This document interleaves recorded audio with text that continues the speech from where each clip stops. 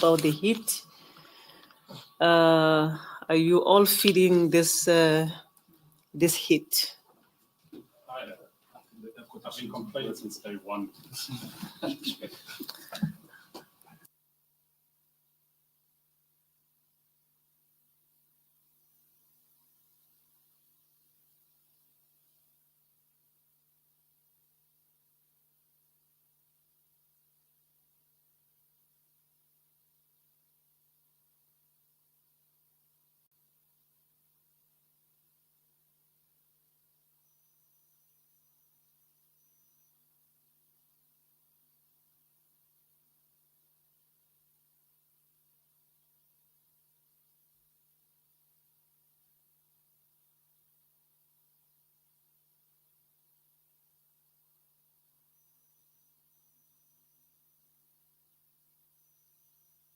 Thank you. My PA researcher is telling me that they are aware that there's a problem with this heat and cold, and they are working on the air conditioning, but they can do it physically when we adjourn so that they can get into the seat chamber and fix what they need to fix. So when we adjourn for tea, they will come and try to address this problem. That is why hearings under a tree are always better. Council, you may proceed. Thank you, Madam Chair. Before I proceed with the evidence of Advocate Chauke, Advocate Batohi, my apologies. I need to mention to you, Madam Chair, and your two sisters, that the issue of exhibits is being attended to by Advocate Lekgetho, but then she has to start from the beginning and refer to the transcript so that she could get the exact number of documents that have been referred to. She has started with the process, and my proposal is that any document that is being referred to here will be an exhibit will be referred to as an exhibit without it being numbered, and the numbering will be dealt with later on, because she's afraid that if we start, say, the next document is 15, and after she had gone through the transcript, it may change and it may cause a confusion, and we ask for that indulgence so that it can be properly done. And at the end of Advocate Batohi's evidence, I hope it shall have been done and properly indexed, and it will be handed up to the panel. Thank you, Council. Thank you, Madam Chair. Advocate. As long as when Advocate Ngcukaitobi starts with cross-examining the witness, that document will be handed to all of us so that we use the naming as per list. I'll try my best to have it ready then. Advocate Batohi, let us recap. You remember yesterday that we were dealing with applications for racketeering and how indictments are done and dealt with prosecution memoranda. Now we will proceed from where we left off yesterday, and today, Madam Chair and your two sisters, we will begin with what is referred to as centralization. And I must mention that centralization, as evidence will be given, will have an impact on paragraphs 3.1, 3.1.1, 3.1.1.1, 3.1.1.2 of the terms of reference.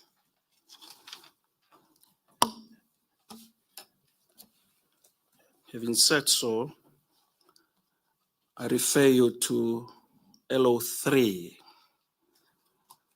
bundle LO3 to page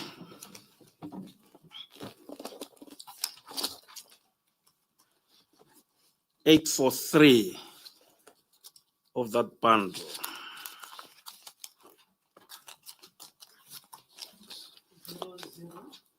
LO00843, Madam Chair, where you will find an application for centralization of charges in terms of Section 111 of Act 51 of 1977. You may then proceed to talk to this document. Thank you, Counsel.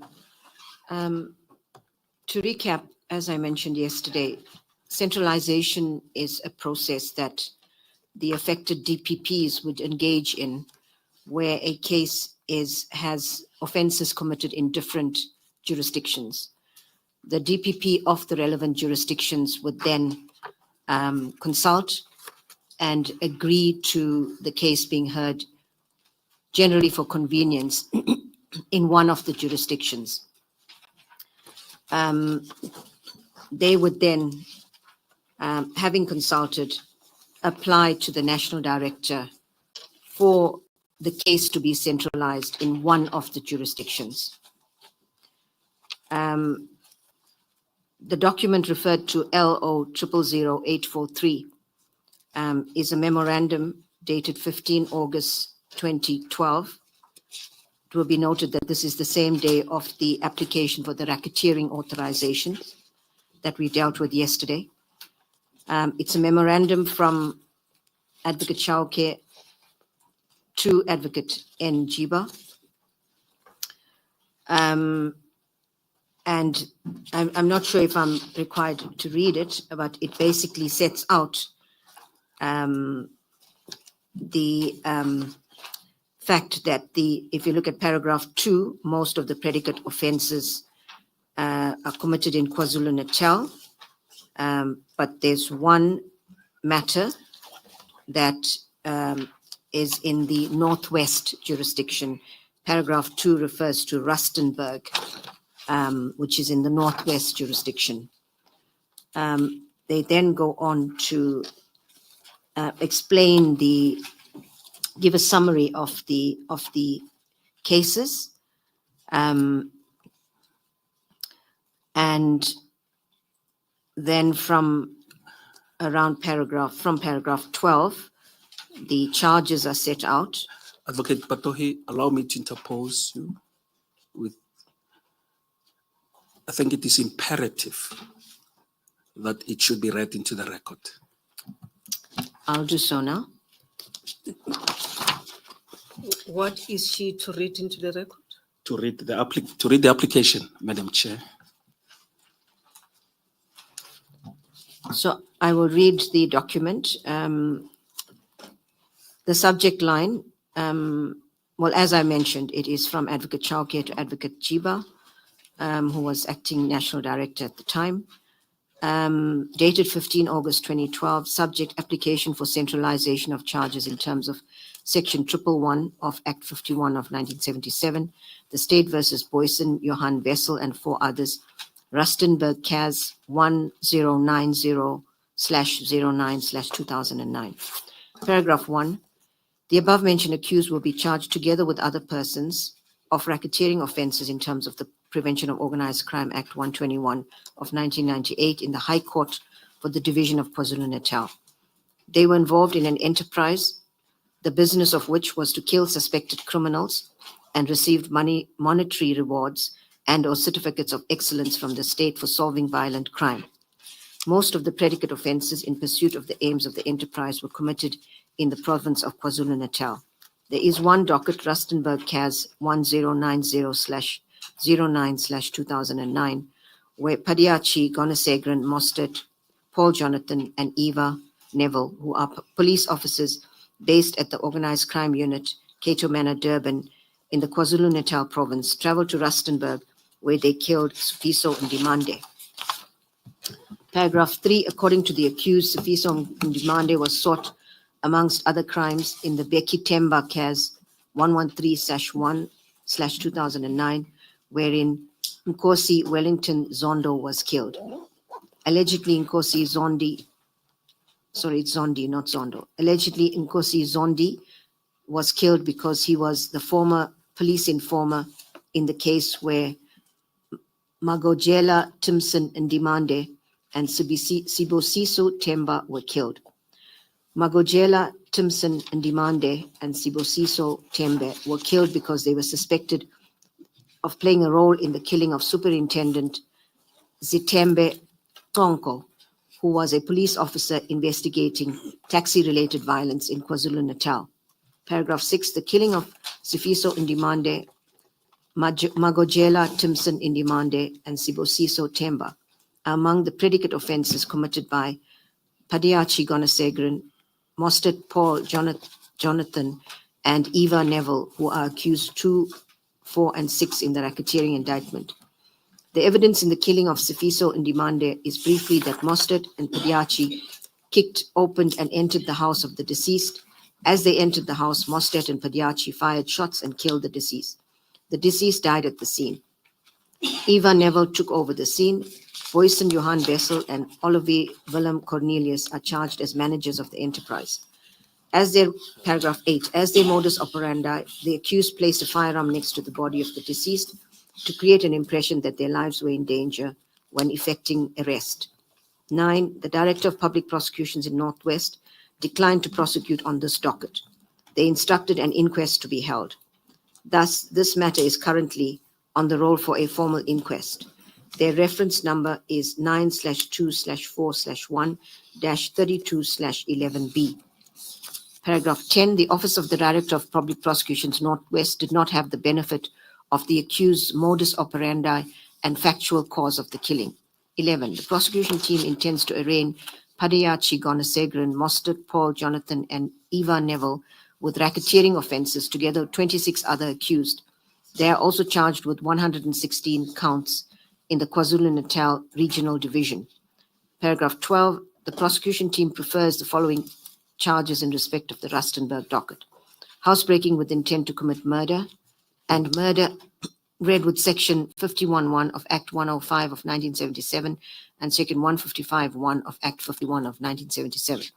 Contravention of Section 3, read with Sections 1, 103, 117, 121A, and 121, read with Schedule 4 of the Firearms Control Act 60 of 2000, and further read with Section 250 of the Criminal Procedure Act 51 of 1977, the charge being unlawful possession of firearm.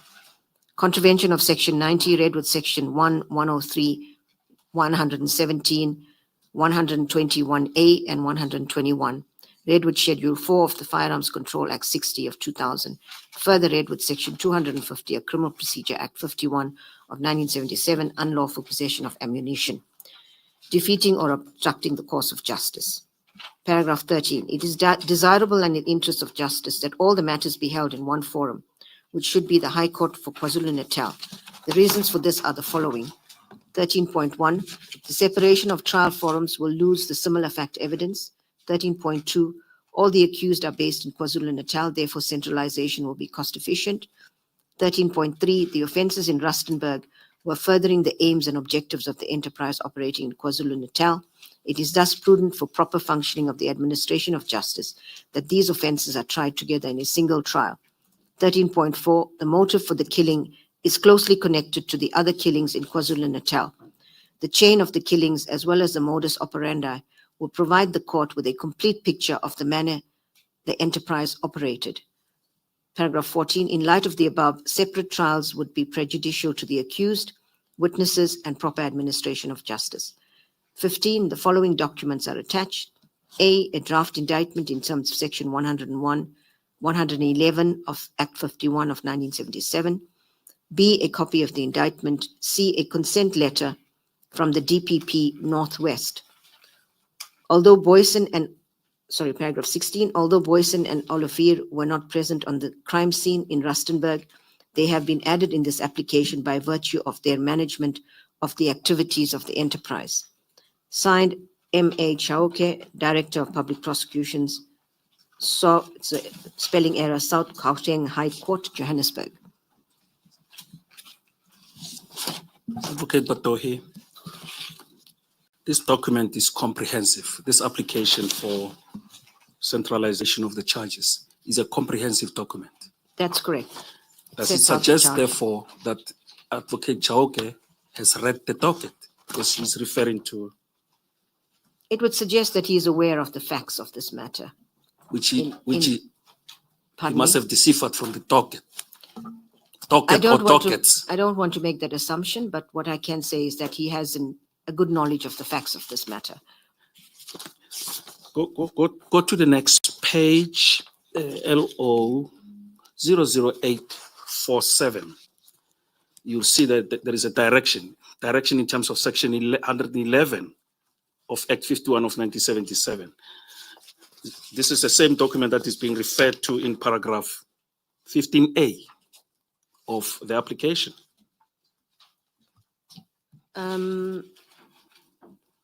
Yes, a draft direction, 15A, that's correct.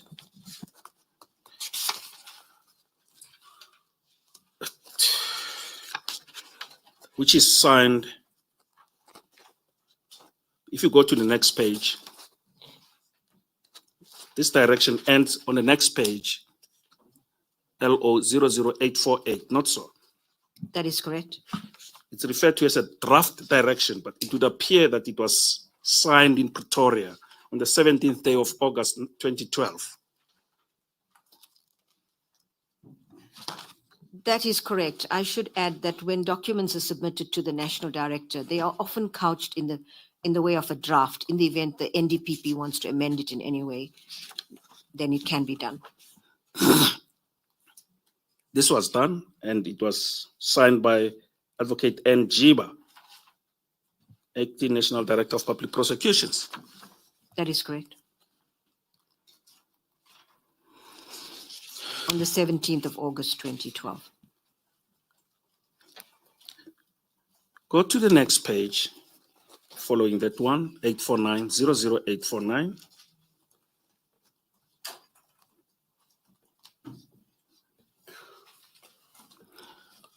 What is the page? LO 00849, Madam Chair. It's an internal memo from Advocate Amos Singh. Do you see that? I do, dated 16 August 2012.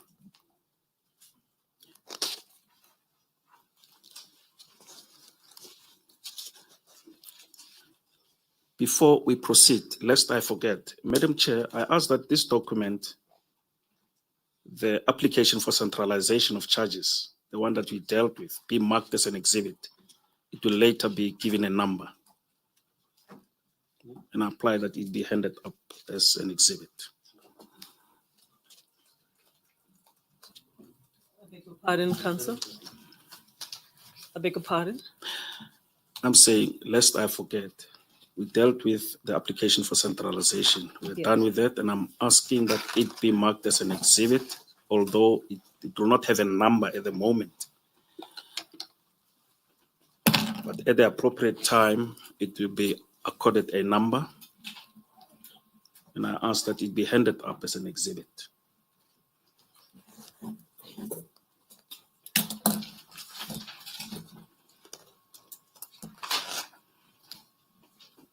Might I suggest rather that you don't place these documents now as exhibits without numbers.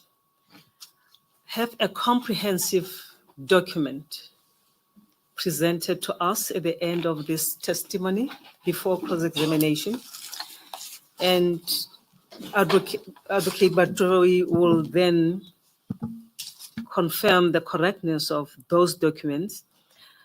I suppose that when you prepare that dossier, it will reflect what it is in the column, and the next column will reflect the exhibit number.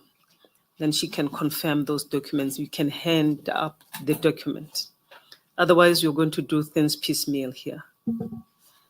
Thank you. Thank you, Madam Chair. I'll deal with it in a manner proposed by yourself. Go to 849. Let's return to 849. 00849, Advocate Batohi.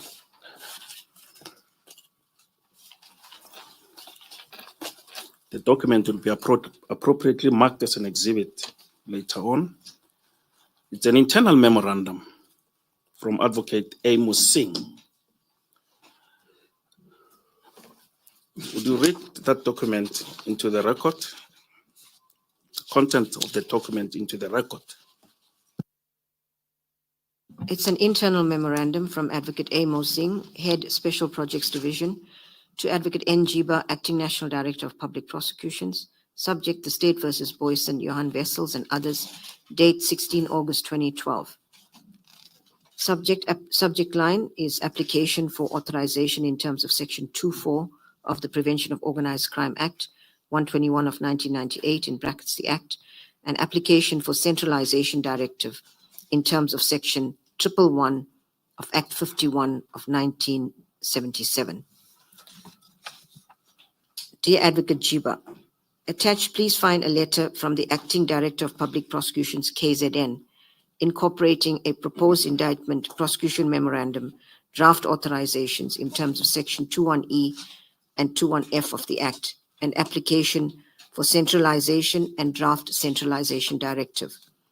I've perused the application and have on several occasions met with the prosecution team in insisting and guiding them on the principles involved in the offense of racketeering. In the process, the available evidence was also perused. The concept of the enterprise in this matter was also fully dealt with, and I support the defining of the enterprise as being the serious violent crime section, in brackets SVC, of Cato Manor, which, being a unit of the SAPS, is a legal entity for the purposes of the definition of enterprise as defined in Section 1 of the Act. Furthermore, the section formed part of the Durban Organized Crime Unit, and as such was part of the provincial organized crime structures of the SAPS in KZN under the command of the Provincial Commander, Organized Crime, and subsequently the head of the DPCI as from 2010.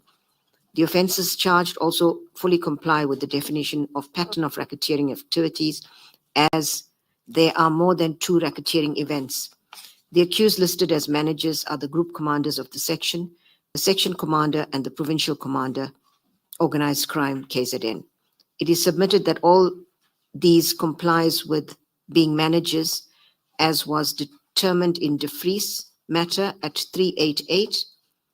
Quote, the first requirement for a conviction under count 1 is that the accused must have managed the operations or activities of the enterprise. The concise Oxford Dictionary 10th edition defines manage, in quotes, as, open quotes, be in charge of, supervise, administer, and regulate, or maintain control or influence over, open quotes, a person or animal, close quotes. Open brackets, close brackets after animal, close quotations. I have similarly perused the application for centralization of the event that occurred in Rustenburg in the area of the jurisdiction of the DPP Northwest.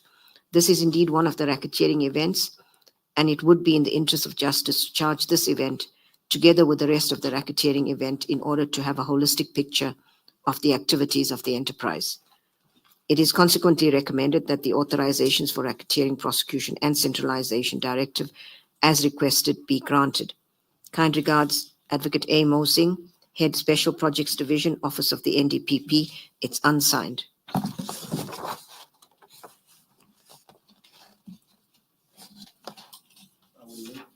I will later ask that it be handed up as an exhibit. Let's proceed to the next page. The The one that follows after that should be 852.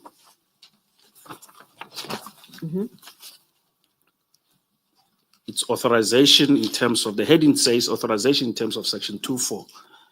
Please read it into the record. This is an authorization in terms of section 2.4 of the Prevention of Organized Crime Act. The state versus Booysen Johan Booysen, and there are 18 other accused reflected on this document. I'm not sure that I need to read them all out. You don't have to. Proceed And then proceed to the next paragraph. I, Nomkobo Jiba, Acting Director of Public Prosecution, South Africa, do hereby, in terms of section 2.4, read with sections 1 and 2 of the Prevention of Organized Crime Act number 121 of 1988, authorize the institution of prosecution against the above-mentioned accused for contravention of section 2.1e of the Prevention of Organized Crime Act 121 of 1998, committed during the period 2008 to 2011, given under my hand at Pretoria on the 17th day of August 2012, signed Advocate Nomkobo Jiba, Acting National Director of Public Prosecutions, Republic of South Africa. Go to the next page, 00853. So the impact of the previous document that I signed is that the National Director has authorized this racketeering prosecution. Yes. The next document, as you mentioned, authorization in terms of section 2.4 of the Prevention of Organized Crime Act number 121 of 1998, the state versus Booysen Johan Booysen and 4 others listed in the document. I, Nomkobo Jiba, Acting National Director of Public Prosecution, South Africa, do hereby, in terms of section 2.4, read with sections 1 and 2 of the Prevention of Organized Crime Act number 121 of 1998, authorize the prosecution against the above-mentioned accused for contravention of section 2.1f of the Prevention of Organized Crime Act number 121 of 1998, committed during the period of 2008 to 2011, given under my hand at Pretoria on the 17th day of August 2012, signed Advocate Nomkobo Jiba, Acting National Director of Public Prosecutions, Republic of South Africa. Let's then take it. Go back to. I clarify something, Council. In respect of LO 00852, the first authorization, the case against Booysen's and 18 others, is it the same case number or different case numbers?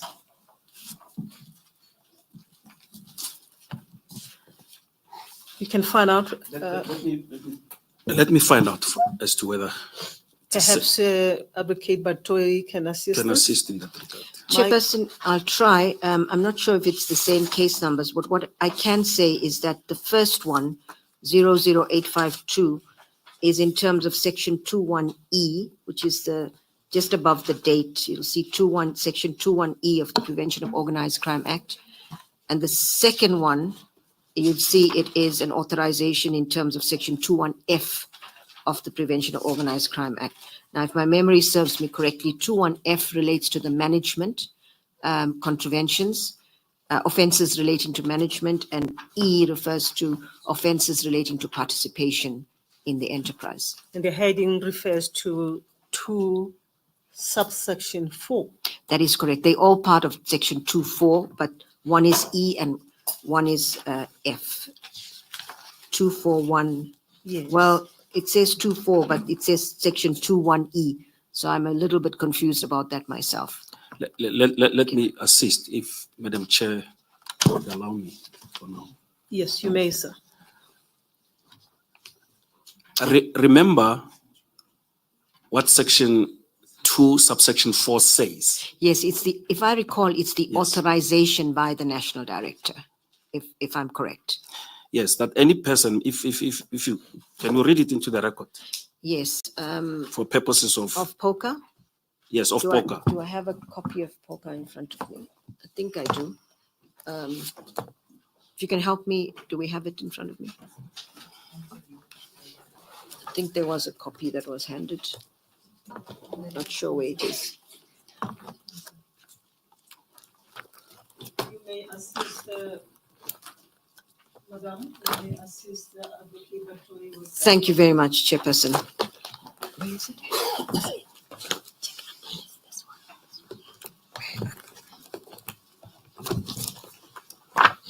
No, I think there's another copy there. We can grab that. Okay, thank you, thank you. I don't know where it is. Do I have a copy of book?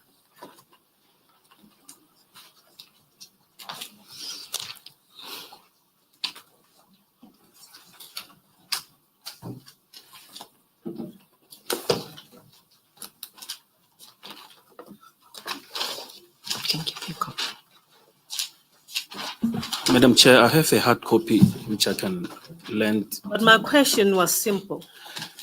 My question was whether these people who appear under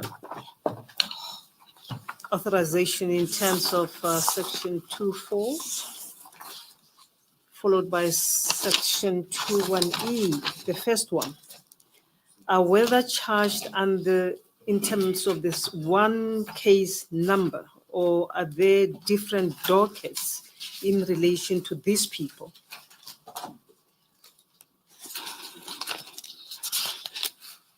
You understand my question, Council? Yes, I do. I just want to. Advocate Batohi, do you understand my question?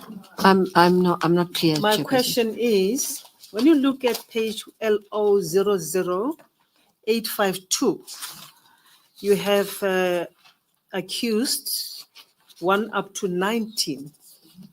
My question is whether these people are charged under one case number or one docket, or whether there are different dockets in relation to these accused people. I can't answer that question. I do not know, Chairperson. You don't know.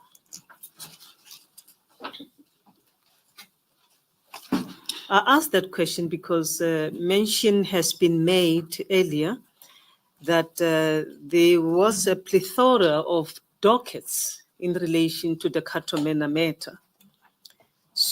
That is why I need clarity in relation to that question, and also in relation to your 21F.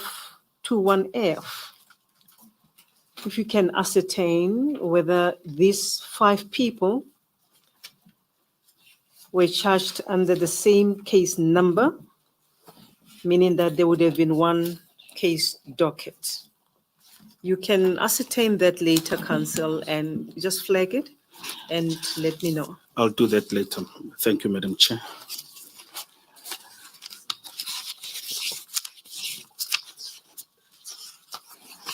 You may proceed, sir. Thank you. To type up, Advocate Batohi, I'm referring you back to Advocate Jiba's authorization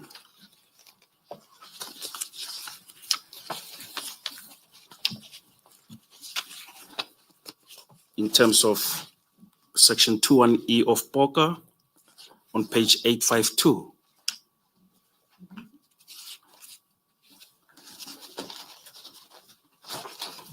And the next page, her authorization in terms of section 21F.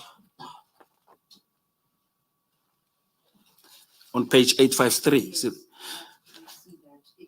Just for clarification, the authorizations are in terms of section 2.4, but the charges relate to contraventions of section 21E in the first document and 21F in the second document. Let's clarify it. So there were 2 authorizations. That's correct. One in terms of section 2.1 subsection subparagraph E, the other in terms of section 2.1 subparagraph F.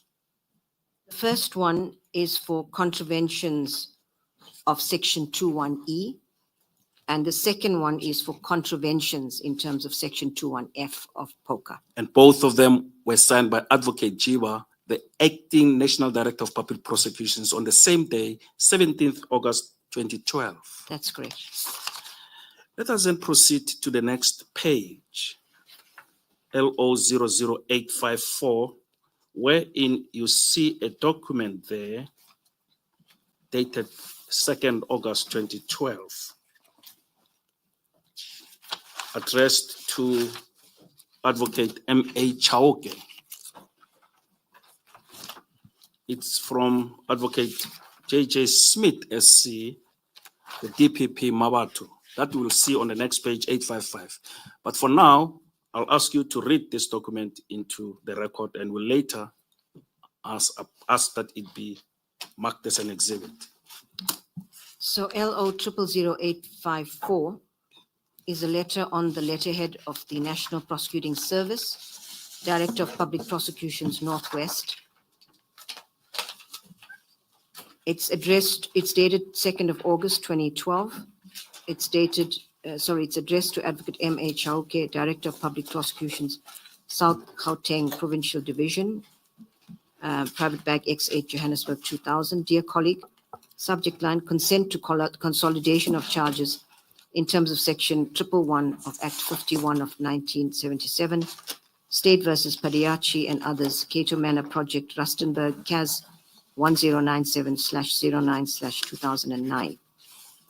I have perused your application for centralization of charges arising out of Rustenburg CAS 1097/09/2009 and the copy of the indictment which took place within my area of jurisdiction. I have no objection that the charges mentioned in counts 31 to 34, namely count 31, housebreaking with intent to commit murder and murder, count 32, contravention of section 3 of the Firearms Control Act 60 of 2000, count 38, contravention of section 90 of the Firearms Control Act 60 of 2000, and count 34, defeating or obstructing the course of justice, be dealt with in a single trial, together with racketeering charges against all accused within the area of jurisdiction of the KwaZulu-Natal High Court against the following accused: Konesegrin Padiachi, Paul Johan Mostert, Neville Eva. I am persuaded that it will be in the interest of justice to centralize the prosecution in terms of section 111 of the Criminal Procedure Act 51 of 1977 in the High Court for KwaZulu-Natal in one singular trial, in brackets on charges including racketeering in terms of the Poker Act 121 of 1998, close brackets. I accordingly hereby consent to the prosecution of all cases in the area of jurisdiction of the KwaZulu-Natal High Court. Kind regards, Advocate J.J. Smith, SC, DPP Mabato, and it appears to be signed by him. I do not know his signature, but it appears to be signed by him. Advocate Batohi, let's pause for a moment and reflect on this document, the application for centralization of charges made by Advocate Chauke.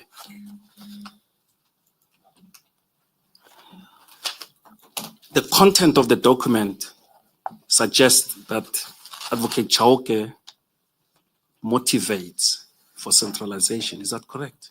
That is correct.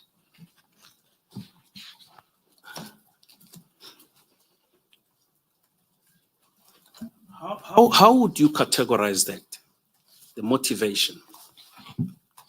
Well, I would categorize, sorry. It is a decision to centralize matters between DPPs is a DPP's, it's a prosecutorial decision. It's a decision made in a prosecution process in terms of where the trial should proceed. So I would categorize this as a prosecution decision taken in the context of a prosecution process. Taken by whom? It is taken by Advocate Chauke and Advocate Smith.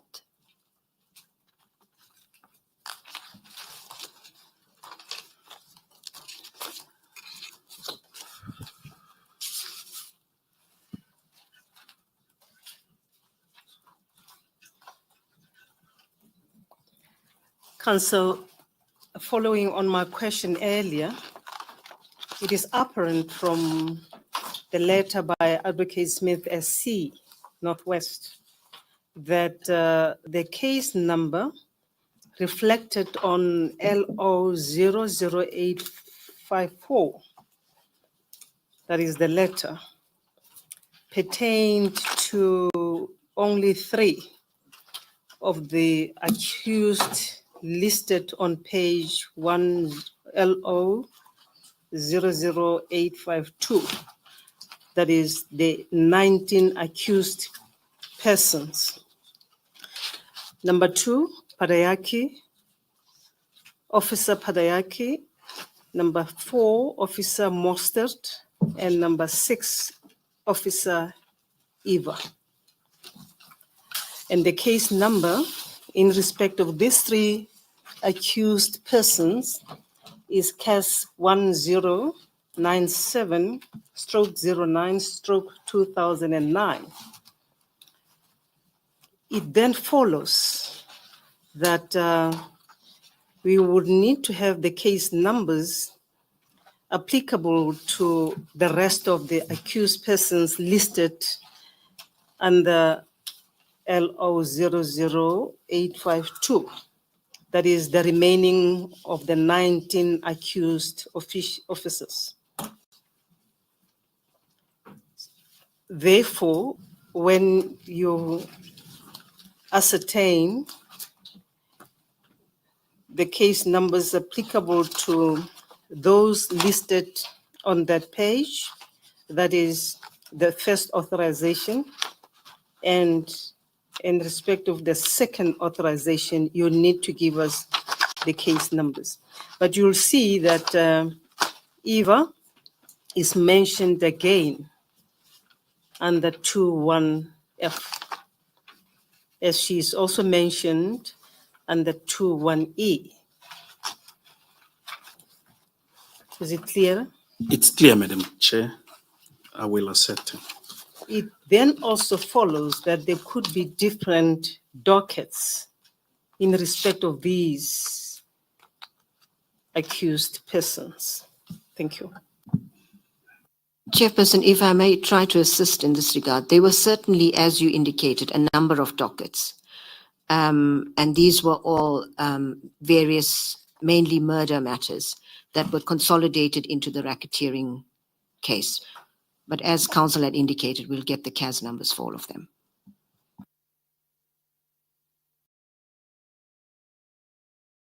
It's important to get the answers for that so that when we deal with the dockets, we know exactly in respect of which officials or accused persons those dockets pertain, because it is critical for the determination of some of the issues before us. Indeed. Madam Chair, we'll do that. Thank you. Thank you. Thank you, Madam Chair. Now, Advocate Batohi, were any of the offenses which were to be centralized in KZN committed within the jurisdiction of Advocate Chauke's area of operation, which will be South Gauteng? No. Was it proper for him, therefore, to motivate for centralization? This discussion should have happened between the DPP and KZN, who has jurisdiction, and Advocate Smith. I beg your pardon? This discussion should have happened between the DPP and KZN and Advocate Smith. The discussion to centralize. That's correct. And the application should have also been made by the DPP and KZN. May we look at the date on which Advocate Chauke was authorized or requested by the NDPP to coordinate the team? If you can remind me. When was he requested to coordinate the teams? I can't Okay, is recall it there? offhand, Chairperson. We need to be referred to a document. It is there in the bundles. It is there, Madam Chair. It's 8 March 2012, but I need to locate the document. Locate the bundle.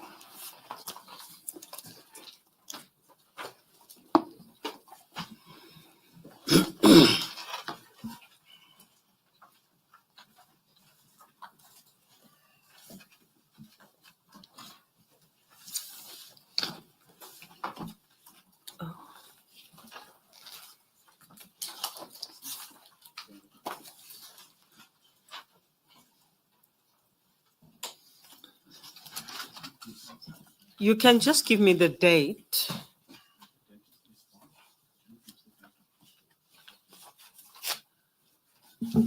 It's said to be 8 March 2012. What page is that? It must appear in his affidavit to. It doesn't appear. Is it one of the documents that were filed of record by Advocate Batohi under the bundles of LOs? Should be. Advocate It should be, Madam Chair. Let me just.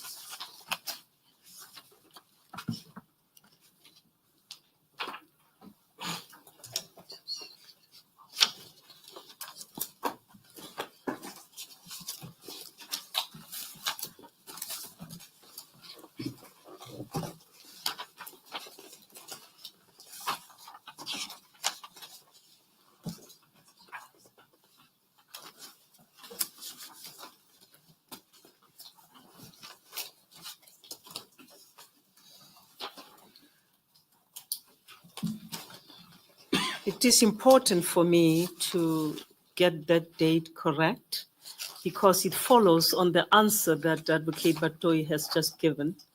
Just want to make sure that I understand her answer in relation to that date.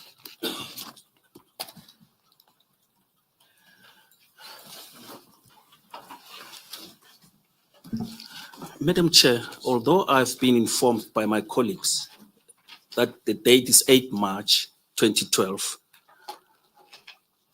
Should we accept it as the page from which you got that date?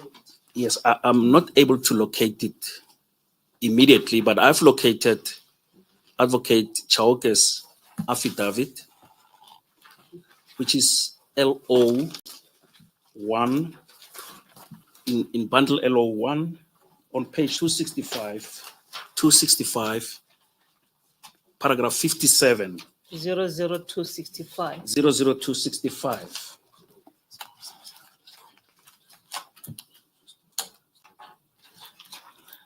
He mentions Advocate Chauke in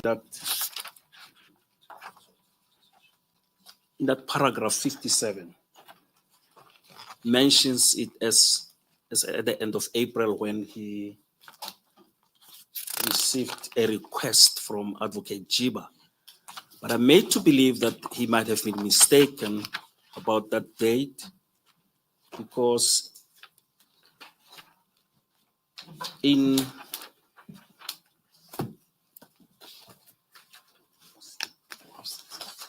Musing's affidavit, Madam Chair, he says the date is the 8th. He attended a meeting, he's stating as the 8th of March 2012. So we are having two dates here. The meeting for what? He says he attended a meeting on or about 8 March at our offices with 3 members of the IPD.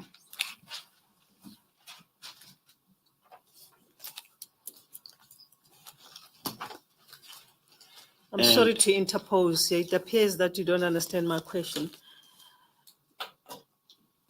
Advocate Jiba similarly requested Advocate Chauke to coordinate the team to go to KZN. There's a document in which this information is reflected. I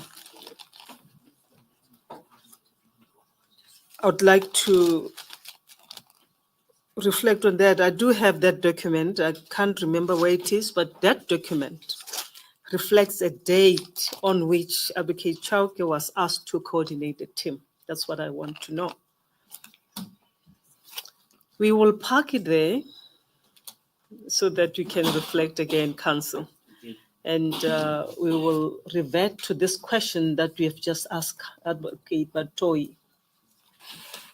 And just put your finger on your answer to the last question by Council, because I want to check on those dates. Then I will probably piggyback on that question and ascertain something from you.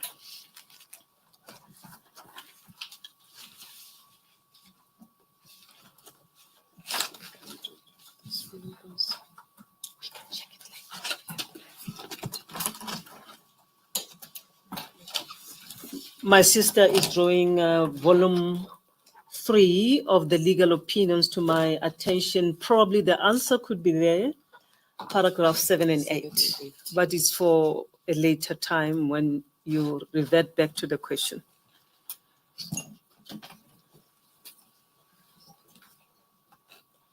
LO 00706, volume 3, LO 00706. Thank you. You may proceed.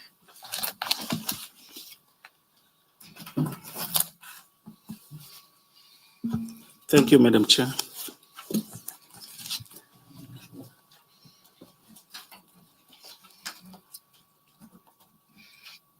Advocate Batohi, I want you to go to page 00856 in LO3.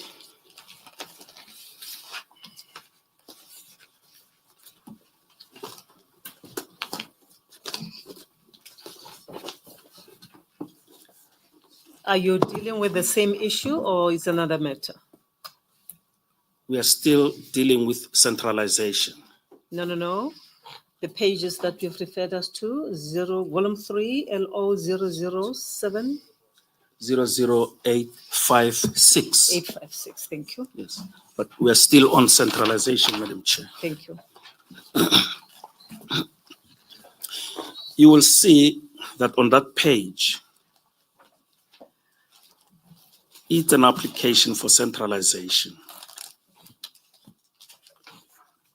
And it came from Advocate Nokumashilo,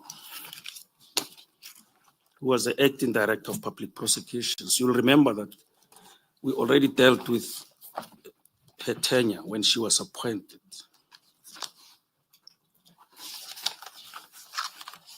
Just read the document into the record.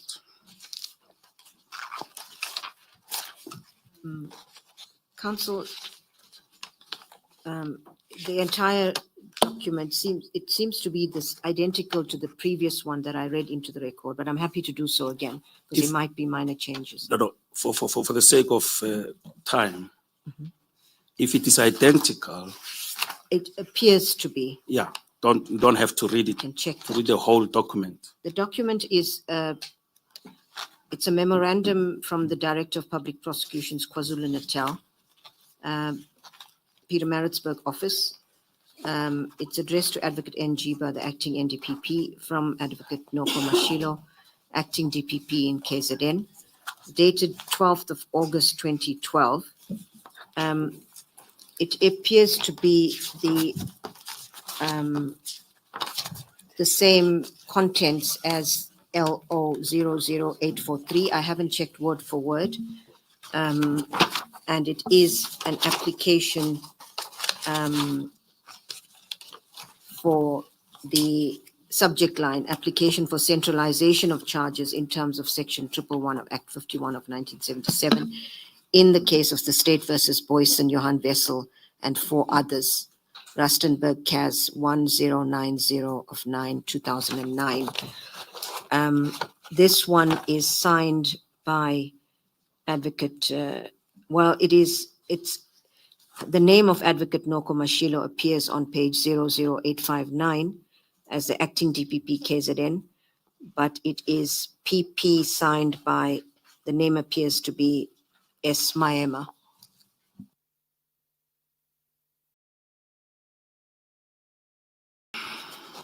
Is there anything sinister that Maema should sign on behalf of Noko Mashilo? Advocate Noko Mashilo? Well, it shows that the DPP KZN has not signed the centralization application, and it's signed by the leader of the prosecution team in the Booysen matter.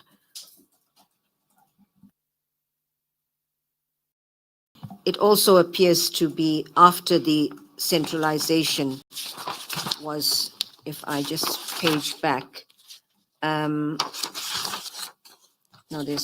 the initial centralization application by Advocate Chauke, it appears that this relates to the same issue, but it's now made by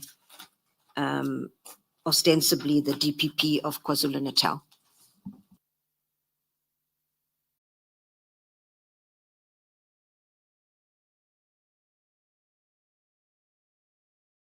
This application was a fresh application by apparently by Advocate Noko Mashilo to Advocate Jiba, not so? That is correct.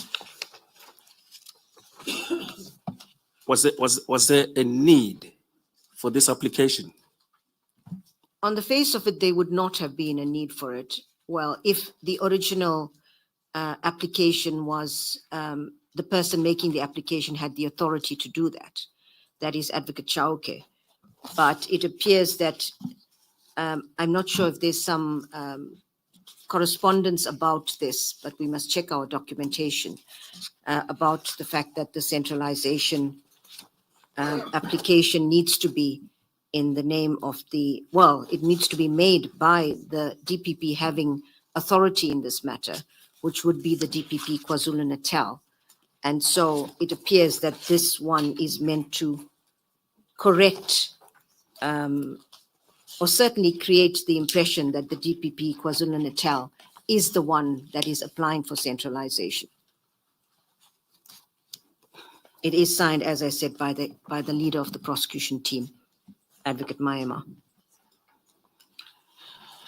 Now, if you go to page LO00860, therein you will find another consent to consolidation of charges by J.J. Smith SC. Are you there? I am. This consent to consolidation of charges, if you compare it to the previous one on page 854,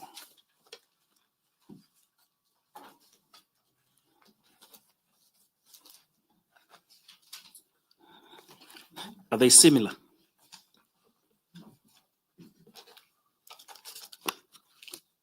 What are you comparing, Council?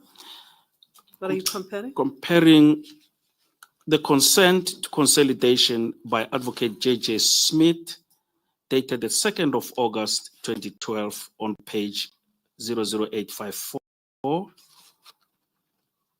in which he was responding to the application by Advocate Chauke with the one dated 20 August 2012 on page 00860, in which she was responding, presumably responding to the application made by Advocate Noko Mashilo. Looking at the two documents, they appear to be on the face of it identical, except for the date, which is the first one being the 2nd of August, and the second one being the 20th of August, and the person to whom it is addressed, the first one being to Advocate Chauke, and the second one being to Advocate Noko Mashilo. Please read it into the record for completeness' sake. It's on the letterhead of the National Prosecuting Service, Director of Public Prosecutions, Northwest. It's addressed to Advocate M. Noko Mashilo, the Director of Public Prosecutions, KwaZulu-Natal Division, Private Bag X9008, Pietermaritzburg 0300. Dear colleague, consent to consolidation of charges in terms of Section 111 of Act 51 of 1977, the State versus Padiachi and others, Cato Manor Project, Rustenburg, CAS 1097 of 9/2009. I've perused your application for centralization of charges arising out of Rustenburg CAS 1097 of 9/2009 and the copy of the indictment which took place within my area of jurisdiction. I have no objection that the charges mentioned in counts 31 to 34, namely count 1, housebreaking with intent to commit murder and murder, count 2, contravention of section 3, count 31 is the first one, count 32, contravention of section 3 of the Firearms Control Act 60 of 2000, count 33, contravention of section 90 of the Firearms Control Act 60 of 2000, and count 34, defeating or obstructing the course of justice, be dealt with in a single trial together with racketeering charges against all the accused within the area of jurisdiction of the KwaZulu-Natal High Court against the following accused: Gonesegrin Padiachi, Paul Jonathan Mostert, Neville Eva. I'm persuaded that it will be in the interest of justice to centralize the prosecution in terms of Section 101 of the Criminal Procedure Act 51 of 1977 in the High Court for KwaZulu-Natal in one singular trial, in brackets on charges including racketeering in terms of the POCA Act 121 of 1998, close brackets. I accordingly hereby consent to the prosecution of all cases in the area of jurisdiction of the KwaZulu-Natal High Court. Kind regards, J.J. Smith, SC, Director of Public Prosecutions, Northwest Division, and appears to be signed by him. The document will later be handed up as an exhibit. Now proceed to page 00862, wherein you'll find an internal memo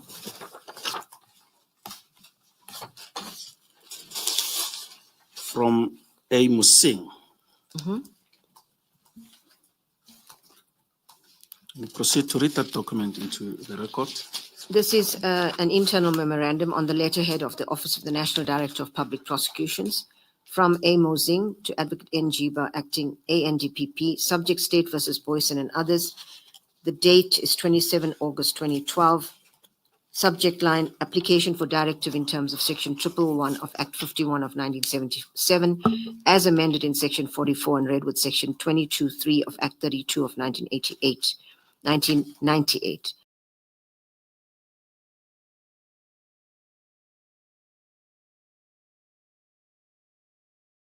And signed in the above matter committed within the area of jurisdiction of the DPP Northwest. However, the application was erroneously submitted under cover of the letter from the DPP South Gauteng instead of the DPP KZN. A new request has now been submitted under cover of the attached letter from the DPP KZN dated 20 August 2012. It is requested that the acting NDPP issue a new centralization directive as per the attached draft. It is notable that the consent from Advocate Smith SC is directed to the DPP KZN, the facts otherwise unchanged. The omission is regretted.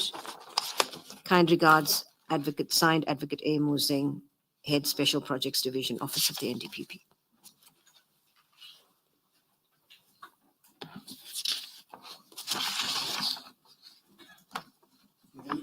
Do you have any comment about this? In my view, given the evidence that is present and that will be presented, it appears that there was a recognition that Advocate Chauke, not having jurisdiction in this matter, ought not to have applied for the centralization in the first place, and that the a fresh application was made, in my view, in order to create the impression that the DPP KZN was in fact requesting this, when we're aware that given the original approval, well, consent by Advocate Smith, that the original request was made from Advocate Chauke himself. That's as far as I can take it.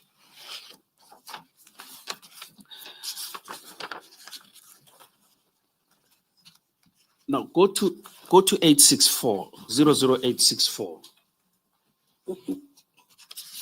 where there's a draft direction in terms of section 111 of the Criminal Procedure Act. You see that? I do. Go to the next page, 865, 00865. The document is signed in Pretoria, at Pretoria, on the 27th day of August 2012 by Advocate Thenjiwe. That's correct. Does it suggest that Advocate Thenjiwe therefore went through this process again from the time that Advocate Chauke applied to the time when Advocate Nogo applied? It appears to be the case.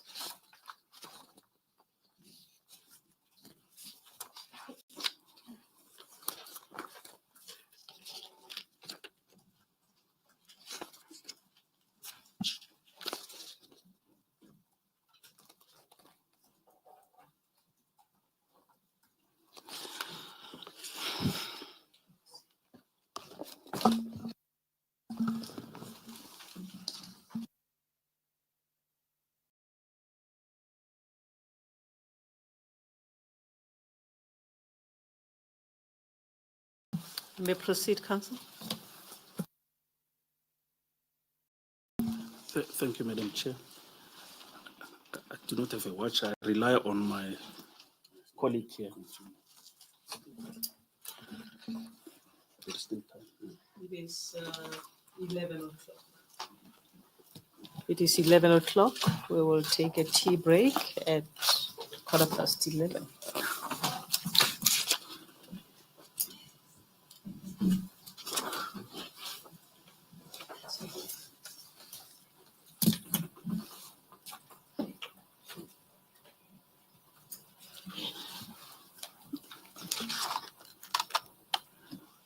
I refer you to LO1 00340.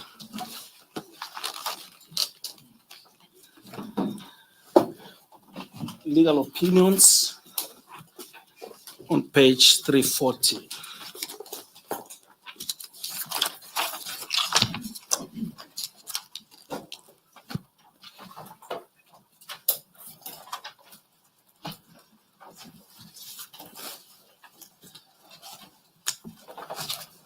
LO2. It should be LO2.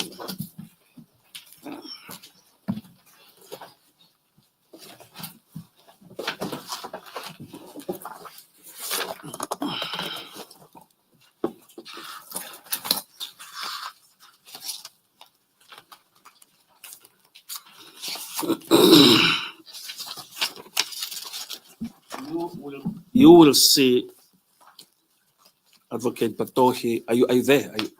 LO2, it's Advocate Musing's affidavit, which served before the Zondo Commission, State Capture Zondo Commission. That's correct.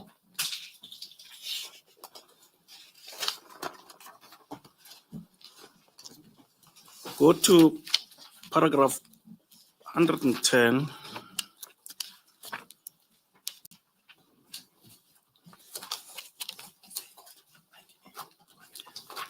No? 98, I'm told. It's 95. Yes. Yeah, 95, yeah, you're correct, 95. Go to 95 before you go to 96. It's on page LO00376.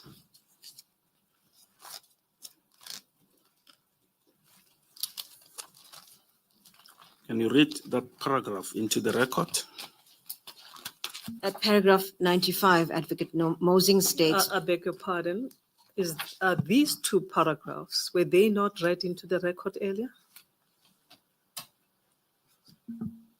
I don't remember them being read, but these relate to the racketeering authorizations, Chairperson, so it might have been.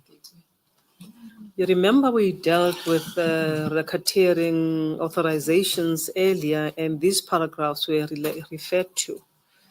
I just don't want us to burden the record by repetitions. But if you wish, you may proceed in the event it was not read in. I've made a note on my volume that part of the record, paragraphs 95 and 96. yeah, I now recall, Madam Chair, it has been dealt with yesterday.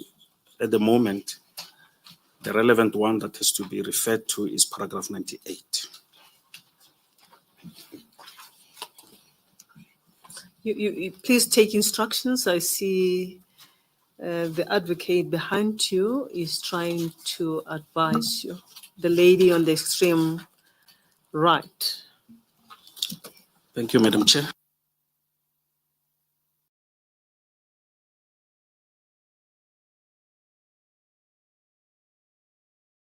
Thank you, Madam Chair. I'm advised it's 98, the relevant one that we need to refer to now. Not 95. Not 95. 95 and 96 have been dealt with yesterday. Yes. Thank you, Madam Chair. Advocate Batohi, are you at paragraph 98? Yes. Please read it into the record. At paragraph 98, Advocate Mosing states, on 17 August 2012, JIBA approved 2 applications and issued authorizations in terms of Section 2.4 of POCA in respect of contraventions of Section 2.1E and F of POCA, as well as in terms of Section 111 of Act 51 of 1977, read with Sections 44 and 22.3 of Act 32 of 1998. Subsequently, Maema approached me and advised me that the application for centralization was erroneously submitted under cover of the letter from DPP South Gauteng instead of the office of the DPP KwaZulu-Natal. Maema then submitted a new application from the correct office. This application was approved by JIBA on 27th August 2012.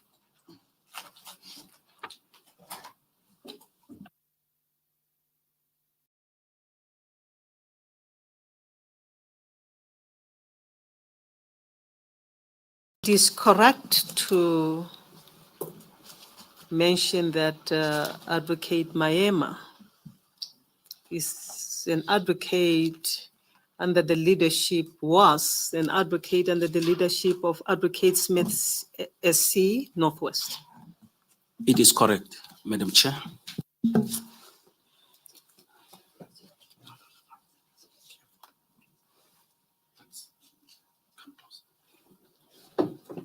May I take instructions?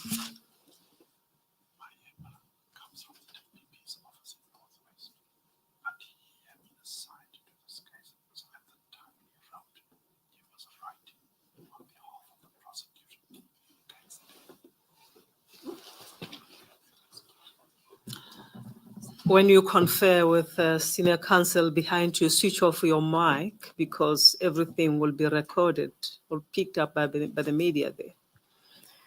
It will confuse our record.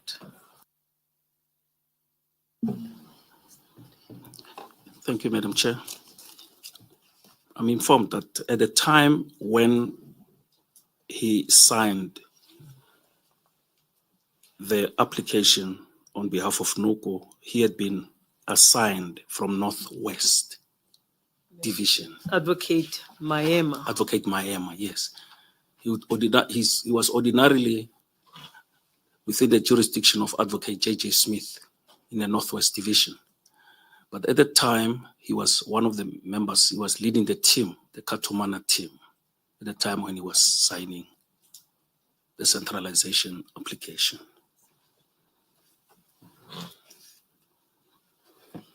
Advocate Maema was the lead counsel in respect of the prosecution of the Katumena team, Indeed, Madam Chair. or by the Katumena team, prosecutorial team. It is good to place that on record. Thank you.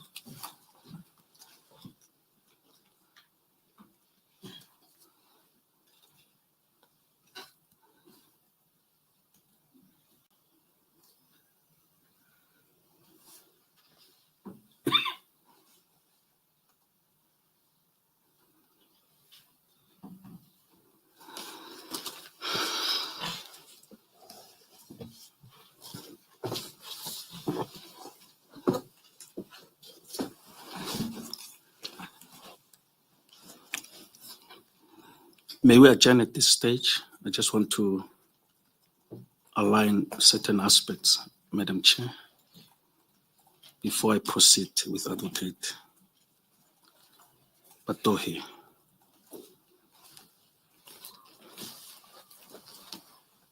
Please give me a second.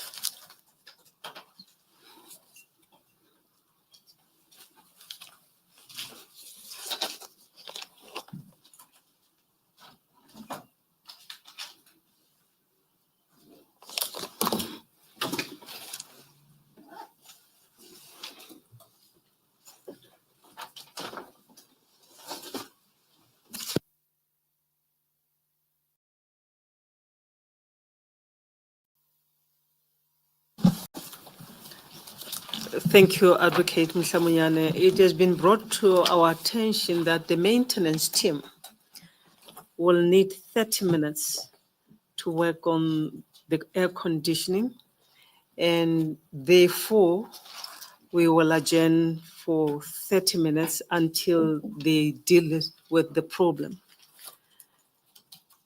Madam Chair, knowing maintenance people, at least 30 minutes.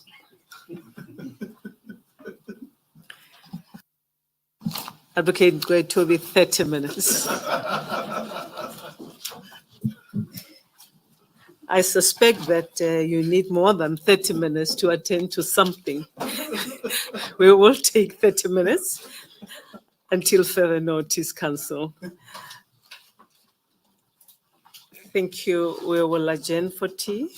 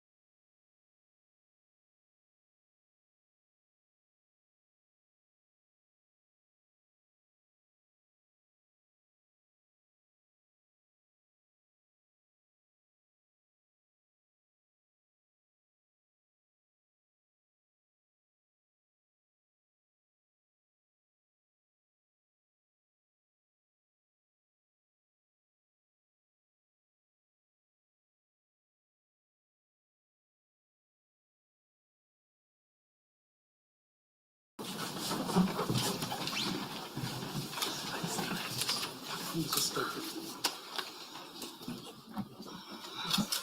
afternoon, everybody. Advocate Mohlamonyane, you may proceed. I am told that the air conditioning has been attended to, and I hope that at least the one next to you, Advocate Batohi, is functional. The ones next to us are in the process of being sorted out. You were correct, Advocate Nkcukaitobi.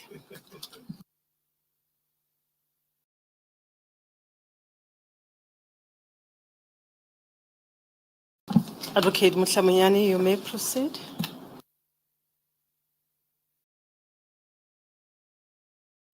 Thank you, Madam Chair. Advocate Batohi, we will now deal with subsequent events that took place after the two racketeering certificates were issued by Advocate Chiba. In this respect, I refer you to your affidavit, page 60, and we'll start with paragraph 145.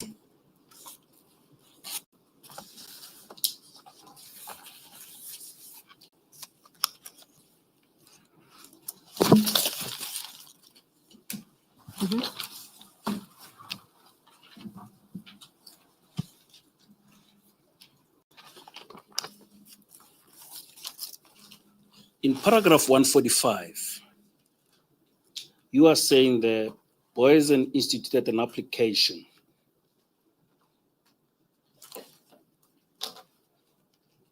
in which he sought to review and set aside the racketeering certificates.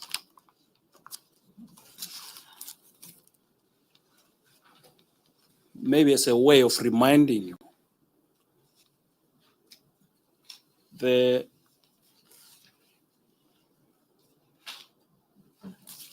review certificate, rather the review application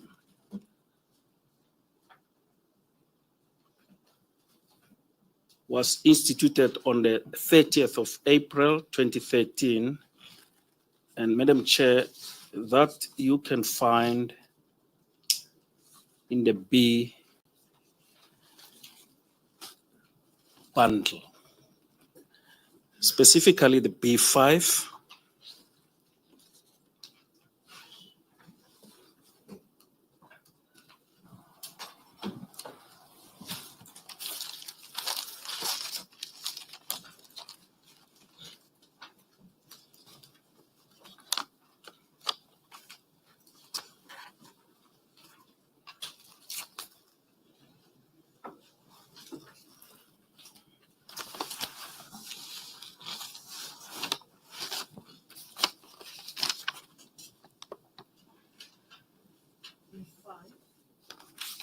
B5 on page B01, starting from page B01334, which contains the notice of motion where Johan Booysen was the applicant and the first respondent was the acting National Director of Public Prosecutions.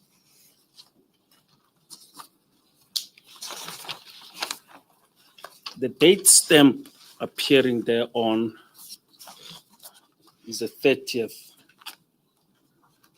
April 2013. The registrar's date stamp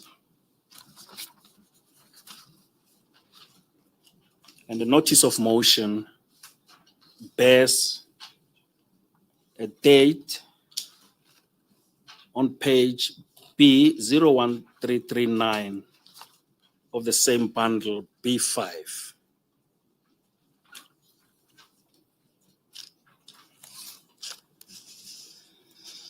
I should also mention, Madam Chair, that What we are now dealing with would have an impact on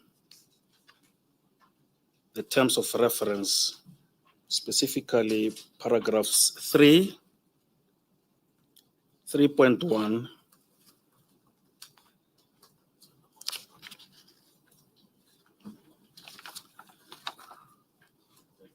3.1.1,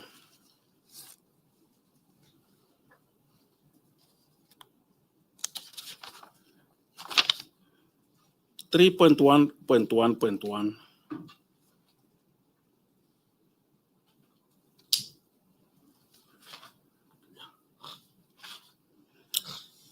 and 3.1.1.3.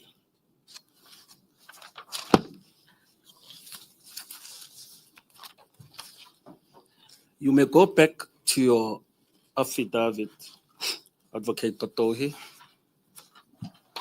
Council, if we could just check whether 3.1.1.4 might also not be relevant with regard to this evidence.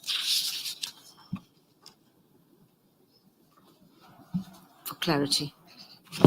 Yeah, it's also applicable. I thought I would mention it at that particular time, but you are correct. It's also applicable. Paragraph 3.1.1.4 is also applicable.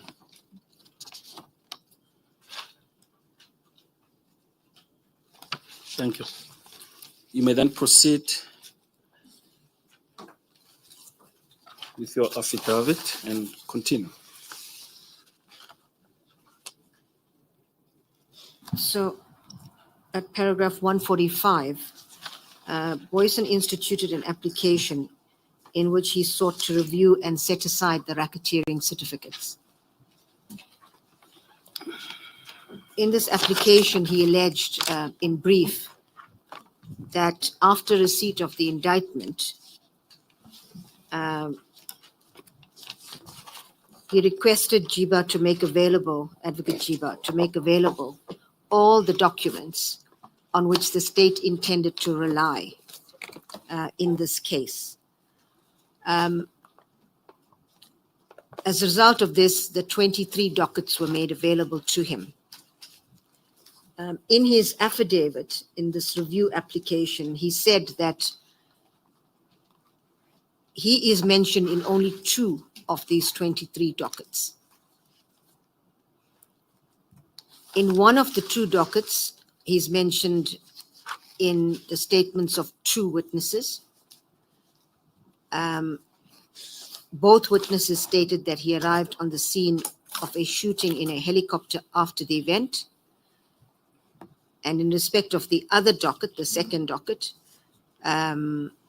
according to Booysen, the witness states that he noticed Booysen on the scene of a shooting after it had taken place.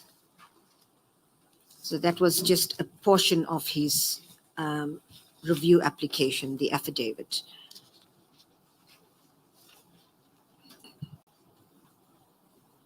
Now, let me then hasten to take you to Advocate Musing's affidavit, which you can find in LO2 bundle.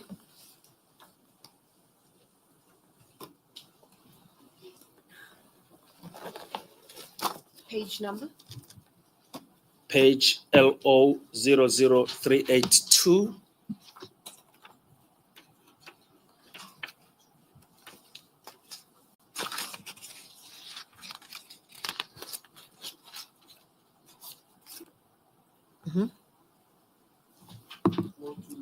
Go to paragraph 110 and read that paragraph into the record.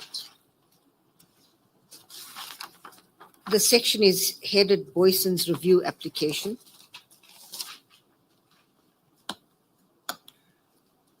May I proceed, Chairperson? Hang on a bit.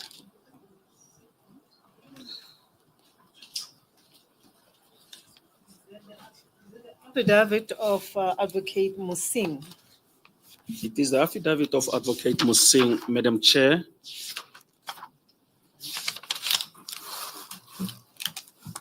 which starts on page LO 00340. 382. Because you referred us to 00382. On which section, rather paragraph 110 appears. But the affidavit itself starts from from page LO 00340, which served before the State Capture Commission. I think we've already mentioned, but it is also appropriate to mention it again. And it's your paragraph 100 of Msing. 110. 110. Yes. On page LO 00382.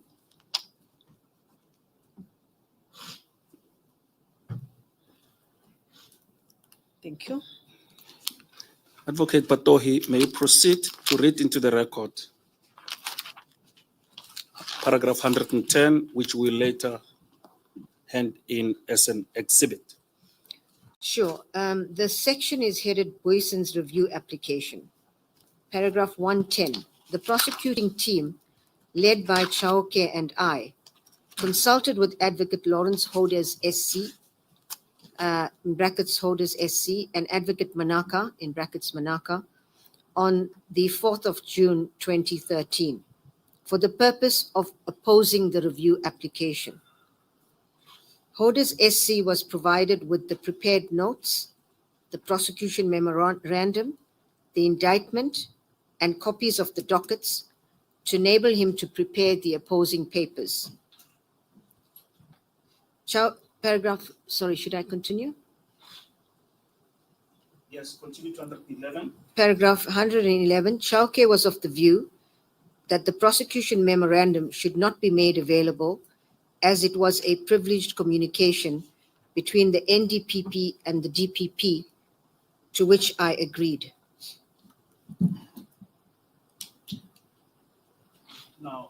Now let's go to LO3.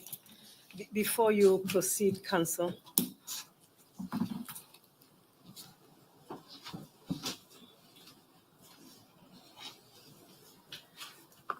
we were earlier informed that Advocate Maema led the prosecution team,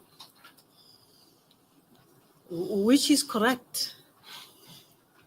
Advocate Msing seems to suggest that the leader of the prosecution team was Advocate Chauke.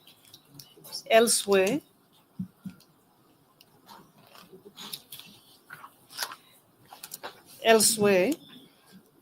we are told the leader of the prosecution team was Advocate Maema. Please clarify that discrepancy, what appears to be a discrepancy to me. Let me find out from the witness herself if she's in a position to clarify that. Yes, thank you. This matter was dealt with at one point in my testimony, explaining that Advocate Chauke was on the evidence that we're presenting, the DPP, the de facto DPP in charge of the team. Advocate Maema, as I explained, in all cases, you would have a DPP who's the head of the division, who would be in charge of matters, and you would have a prosecuting team, the technical level, where you would have a leader at the technical level. So there's no contradiction. It's in fact explains different roles with regard to, for want of a better word, the leader at the technical level and the DPP as the overall person in charge of the team and the prosecution. So there's no contradiction, it's different roles.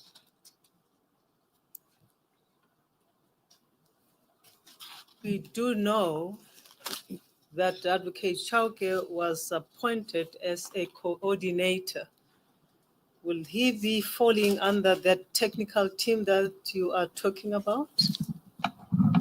In my understanding, Chairperson, he was the DPP in charge, not just my understanding. What Advocate Jiba says in her affidavit, that he was the DPP in charge. So my understanding would be he would not fall in the technical team. The technical team would be headed by Advocate Maema, and the DPP in charge overall of the matter is Advocate Chauke.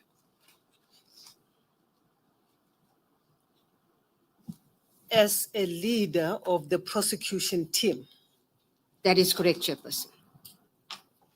will he then be associated with the prosecutorial decisions that would have been taken? That is correct, Chairperson. Thank you. Thank you, Madam Chair. Let me then refer you to bundle LO3 on page LO 00738.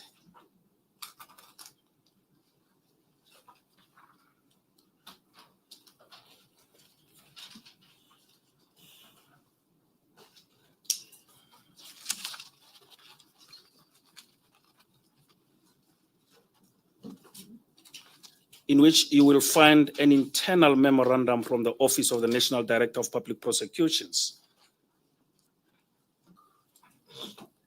Please read this document onto the record, and it will later be handed up as an exhibit. Read the purpose, the background, and I'll direct you to where you should read under discussion on the next page in paragraph 3.1, and explain the purpose of this memorandum. Chairperson, this is a memorandum on the letterhead of the NPA, and specifically the Office of the National Director of Public Prosecutions. It is an internal memorandum from Advocate Amos Singh to Advocate Jiba. The subject line is State versus Booysen and others, Cato Manor case, and the date is the 4th of June, 2013. The purpose of this memorandum is to inform the acting NDPP of the outcome of the meeting consultation with appointed counsel on 4 June 2013 in Sandton. The background as well, Counsel. The background as well, which is in paragraph 2.1 on the next page. 2.1, the appointed counsel is Lawrence Hodes SC from the Johannesburg Bar. He is ably assisted by Advocate Manaka, an African female from the same bar council. The purpose of the meeting was to brief counsel fully on the application of the above case. Present was Advocate Chauke, who led the entire prosecution team, barring Advocate Matendjwa, who was on leave. The team had prepared notes for counsel in reply to the points raised in the founding affidavit. In addition, the prosecution memorandum, indictment, and memorandum written by the applicant in support for the payment of rewards for himself and the rest of the accused for work done during the killings was also made available to counsel. The last piece of evidence is, in counsel's view, very important to overcome the application. Go to discussion. Is this the document marked AMC 7? Advocate Mohlamonyane, or MC 7? Yes. Can't see. The memorandum. Or the memorandum. Yes. What is it? Is that AMC 7 or MC 7?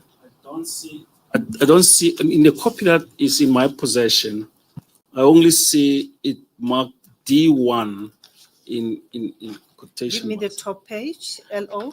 LO3, LO 00738. It starts there. But the copy that is in my possession has a handwritten marking of D1 in It is LO3 LO 00 00738. 738. Indeed, Madam Chair. Please refer us to the full numbers. 00. The full numbers are 00. Count those 00s because we are getting confused. there are two on the one that I have. LO3. It's LO, and then thereafter comes 2 zeros, 00 Is volume 3. in LO3. Yes, volume 738. 738, Madam Chair.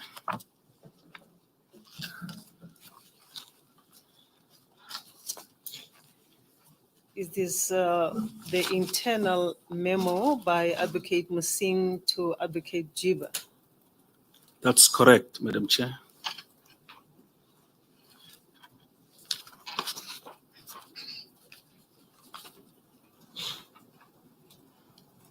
Thank you, sir. Go to the next page, 739. Maybe you can take us back to that paragraph, the earlier paragraph that you were reading from. Should I read the paragraphs again, Council? Just a minute. Maybe let me understand, Yes, Madam Chair. You want me to take it? Which paragraph did you refer her to of this memo?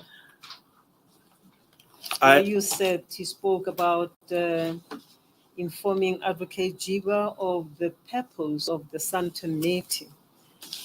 The purpose appears on the opening page. It appears on the opening page, Madam And Chair. you proceed to any other paragraph? Yes, we proceeded to the background in paragraph 2, Yes. and specifically 2.1, which appears on the next page. And then she read into the record the whole of paragraph 2.1.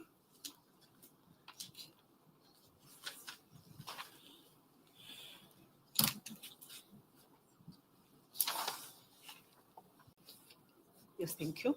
Perhaps it would be prudent at this stage, we should cross-reference back to Advocate Batohi to Musing's affidavit, paragraph 110.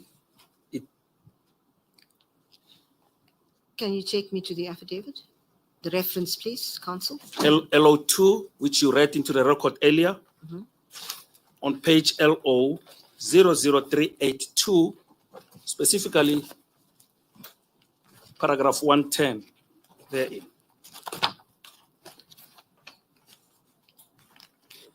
That will be paragraph 110 of Advocate Musing. Of Advocate Musing's affidavit. Yes.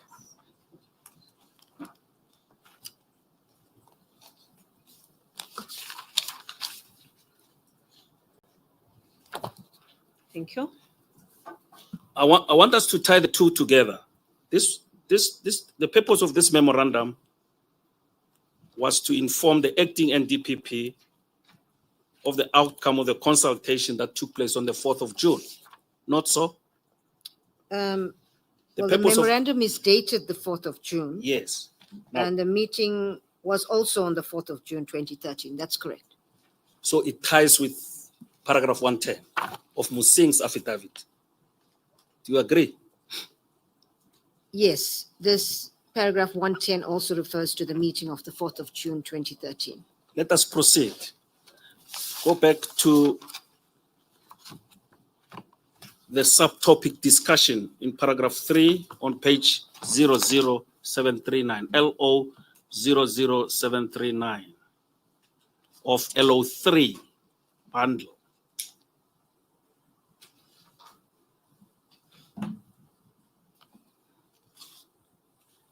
Are you there, Advocate? You will see that towards the end of the paragraph, towards the end of paragraph 3.1,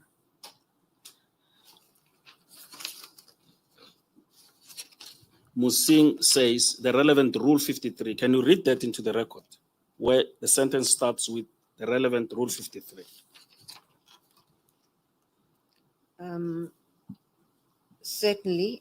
The relevant Rule 53 was consulted before we came to the conclusion. Advocate Chauke was adamant that the prosecution memo to the ANDPP is a privileged communication between prosecution between the prosecution and not open for disclosure. I agree with this viewpoint. The prosecution memorandum referred to herein is the one dated 15 August 2012, not so? I don't have it before me, so I can't confirm that. I need to check that before I confirm it. We will find the page.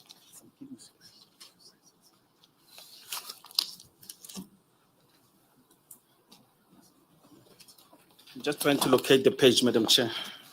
I remember we dealt with it.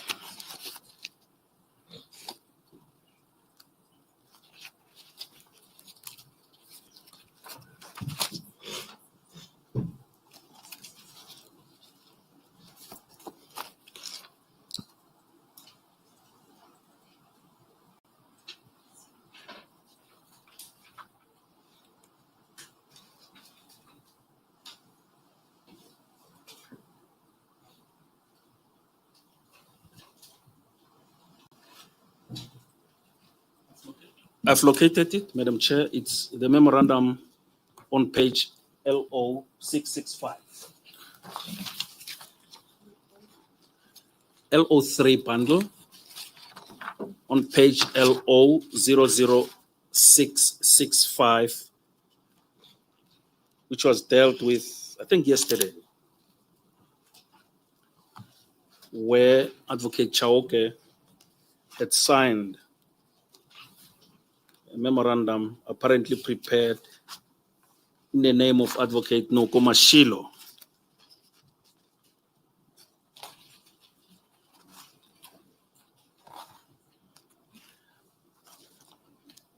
You might want to comment, maybe, about this memorandum. Yes, this is certainly what we've been referred to now at 665 is the covering memo signed by Advocate Chauke in the name of Advocate Noko.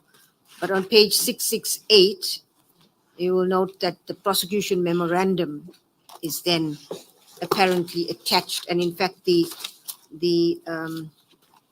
well, not in fact, but the covering memo refers to the application, the indictment, and the draft authorizations on paragraph 665. This is a prosecution memorandum which appears to be attached. And I cannot say for certain, but it's certainly, that is the prosecution memorandum in the Booysen matter that was prepared by the team. And it would appear that that is the document that is being referred to. Mohlamonyane, you'll see we have so many bundles in front of us. You simply refer to the pages and we battling to figure out whether it is volume 2 or volume 3. If you can, for the completeness of the record, refer to the volumes that you are talking to. I thought I was doing that, but my apologies if perhaps I missed. This will be volume 3, LO 00665. 665. Yes, the memorandum referred to will be the one dated 15 August 2012. Yes. Will be in bundle LO3 on page LO 00665. Thank you, sir. Any other one that I need to refer to as a bundle? Advocate Mohlamonyane, you referred us to LO3, page LO 00665. But Advocate Batohi, your witness, then took us to LO 00668. Which one should we go to? Let me do it this way. She was taking you to LO 00668 to point out where the prosecution memorandum referred to is located. It starts on page 00668. The covering minute is dated 15 August 2012, which was the application for authorization in terms of Section 2.4 of POCA.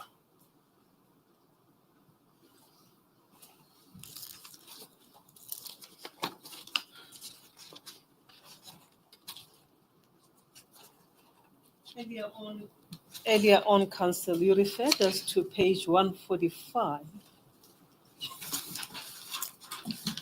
and subsequently to LO 2000382, that is Advocate Musing's document, affidavit 110.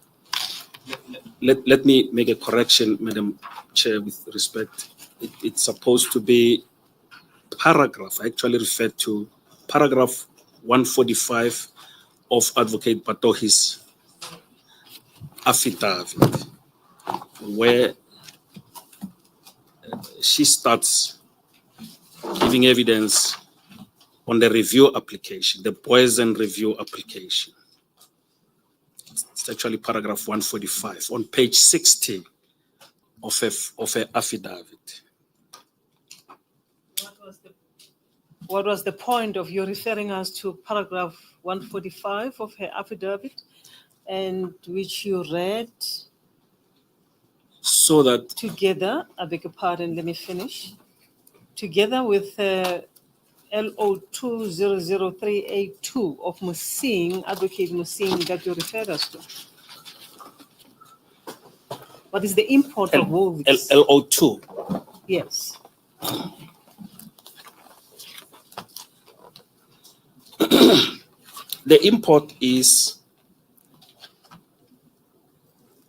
that in Musing's affidavit,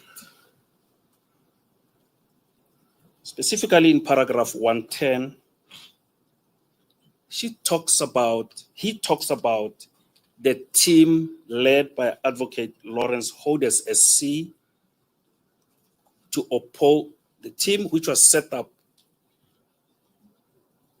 by the National Director of Public Prosecutions. The team which was set up, let me not say National Director, but the team that was set up by the NPA to oppose the Booysen review application.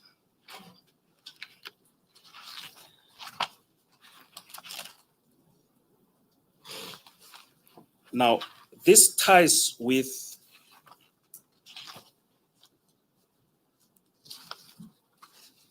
Advocate Musing's memorandum.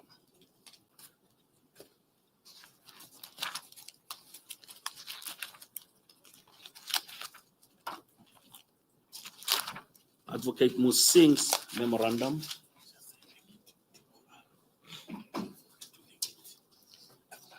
No, I beg your pardon. Paragraph 110 does not speak of advocate holders being the leader there. It simply says that the team led by Chauke, not holders. Yes. He was stating that they've consulted with Advocate Lawrence Holders. I beg your pardon if I said led by. The advocate who was briefed to oppose the application by Booysen was Advocate Lawrence Holders SC.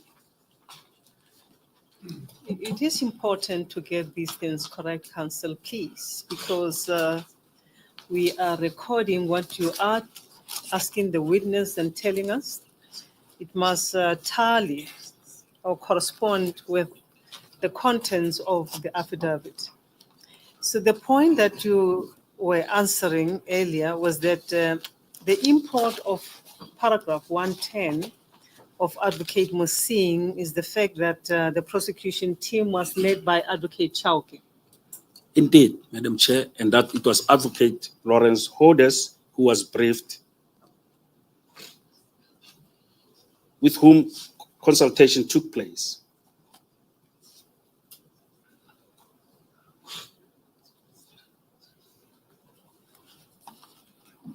Yes, thank you.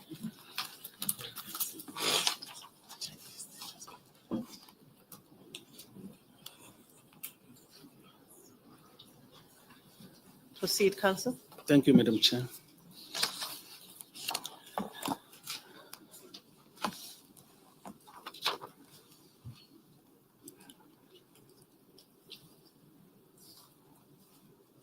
Let me refer you then to the supplementary opinion of Dr. Broughton,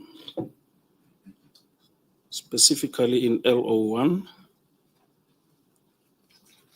Council, sorry to interrupt you. Are you done with LO3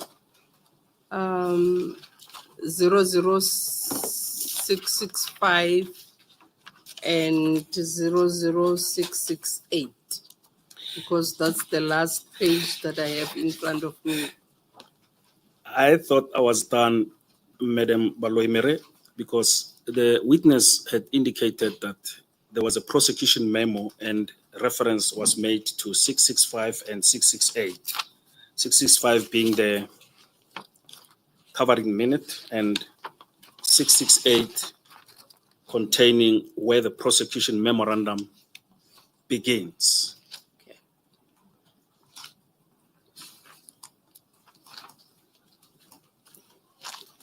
Thank you.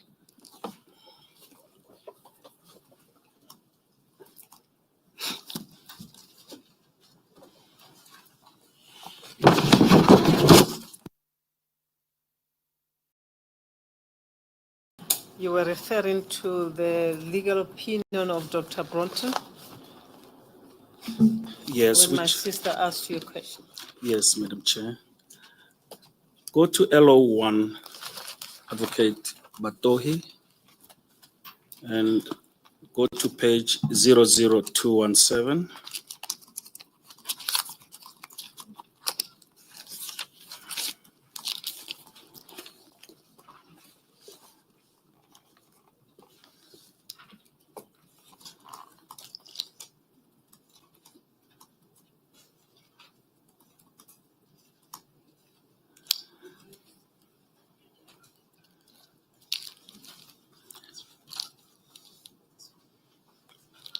Go to paragraph 137, and can you read it into the record?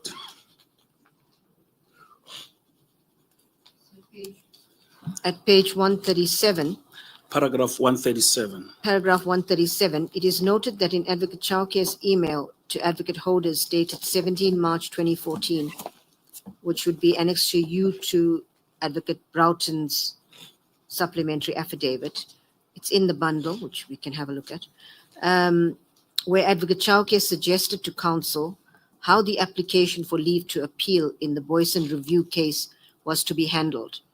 Advocate Chauke intimated that, open quotes, counsel should also place more emphasis on the fact that Booysen made a memo of rewards indicating his direct involvement.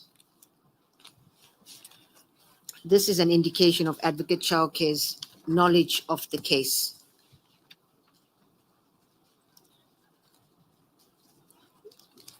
This suggests that Beg your pardon? It is your testimony that this paragraph or this piece that we have read into the record signifies Advocate Chauke's knowledge of the case. Of the facts of the case, as opposed to just being a coordinator. It's one of the pieces of evidence that will indicate his knowledge of the evidence in this matter.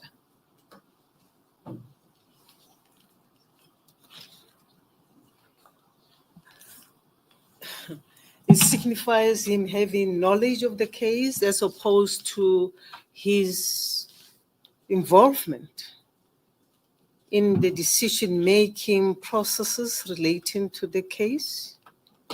That's not what I'm saying, Chairperson. What I'm No, saying, I'm asking you a question. Chairperson, no. It signifies his knowledge of evidence in this matter as opposed to his assertion that he was a mere coordinator, which would seem to convey the impression that he was not deeply involved in the case itself with regard to the prosecution and the evidence, etc. A follow-up question, Council. Is there anything wrong for a coordinator or a liaison officer to read and know what they are coordinating, to know the contents of the files? I say it in the context of Advocate Chauke's assertion that he was a mere coordinator, which suggests that he was, and he set out what his role entailed. It seems to convey the impression that he was not involved intimately with the investigation and the prosecution of this matter. So what I'm saying is that this is one indication that that is not correct. If memory serves me well, the only exclusion from his duties was making prosecutorial decisions. But I don't think, or I didn't see anywhere where he was excluded from knowing the facts or from reading the files. Perhaps I can address it in this way. A decision to take a matter on appeal is also a prosecutorial decision. So in this case, Advocate Chauke's role in this process, in terms of his engagement with Advocate Hodis regarding appealing this matter, would amount to a prosecutorial decision with regard to the appeal process in this matter.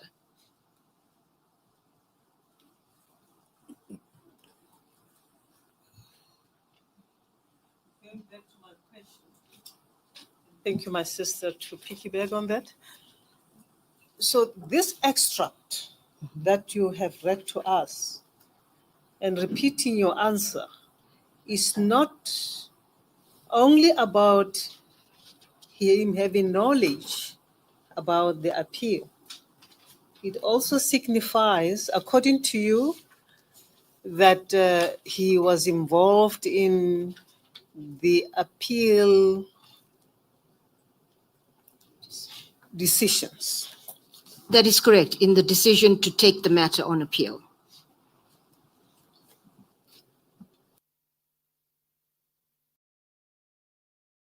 On was your contrasting knowledge of the appeal matters with him having been a coordinator. Are you correct in that? That is, let me think about that before I agree too quickly.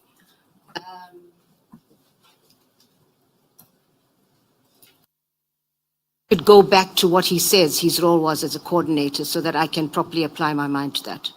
No. You see, the extract that you have read to us or read into the record speaks of Advocate Chauke having made suggestions to the lead counsel in the appeal. And I asked you the question as to whether his involvement in the appeal, as you read into the record, is suggestive of the fact that he participated in the appeal decision-making. That is correct. And your answer was that no, it signifies that he had knowledge of the appeal processes, if I may paraphrase, but you spoke of knowledge. Chairperson, if I may proceed, ma'am, and just clarify my question to you, but you may answer if you are in a position to answer. well, I'm trying to, because there's a number of things that were asked with regard to this piece of information. Perhaps what I can say is that this piece of information, together with others, will indicate Advocate Chauke's involvement in the appeal process and in taking a decision to support or to request an appeal in this process, which in fact would be contrary to what he says his role as a coordinator was, because it excluded taking prosecutorial decisions, and deciding to take a matter on appeal is a prosecutorial decision. I hope that clarifies, Chairperson. Yes, it does clarify. And I asked you a question. Are you correcting your earlier answer that necessitated our questions? Because you seemed earlier to be contrasting knowledge of the appeal process with him having appointed as a coordinator. Chairperson, sorry. The question then was, are you then therefore correcting your earlier answer? Chairperson, I don't think I made a mistake. I think we need to read the record so that I think I dealt with one aspect of it and then dealt with another aspect of it. But I don't think that I made a mistake that requires a correction, but I would like to look at that. Advocate Mohlamonyane, as your witness, you can assist him. Let us for now proceed. I refer to paragraph 137 just to indicate the extent to which Advocate Chauke participated in the whole Booysen issue. 137 and LO1 is that? Yes, LO1, yes. But now, I want to take you back to your affidavit. Let's park the issue of the appeal for now. I want to take you back to your affidavit. Go back to page 61.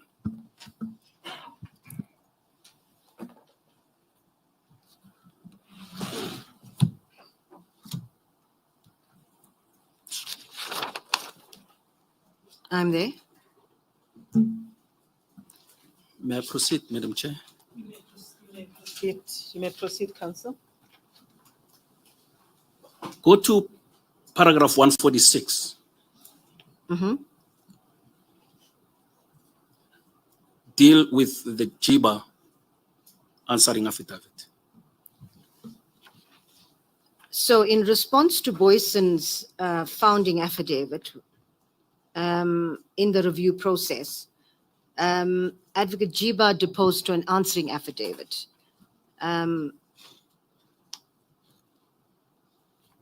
This affidavit was, according to Advocate Chauke himself, finalized by him.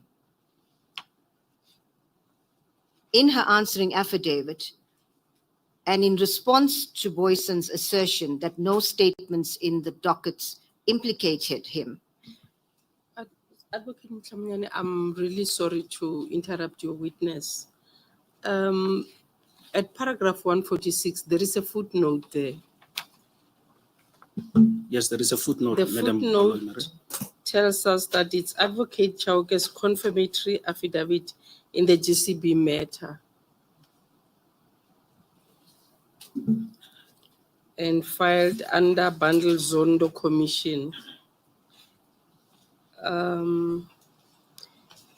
The witness gave another explanation that in response to the Booysen's matter, JIBA deposed to an affidavit that was finalized by Chauke. Can we maybe be guided to that affidavit if it's close by in the Booysen's? Because I heard Booysen in response to Booysen, but when I look at the footnote and read what is on the footnote, it doesn't talk about Booysen. Instead, it gives me JIBA against the GCB and also that it was filed in the Zondo Commission. And unless if I'm misunderstanding the explanation. Maybe let us go to the footnote itself and go to ZC 00164.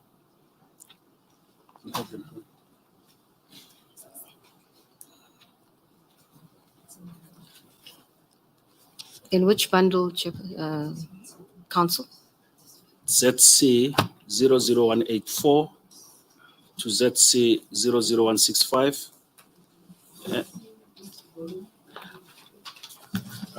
I'll get the volume soon.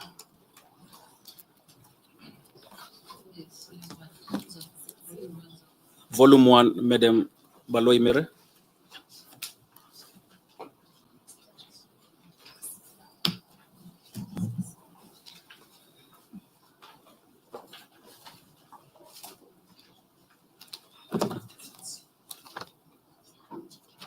The confirmatory affidavit of Advocate Chauke. Indeed, Madam Chair. I don't But see. it's in the GCB matter. If you look at the head note. Yes. May I explain my response? I beg your pardon, ma'am. Just wait for counsel to capture what we are talking about.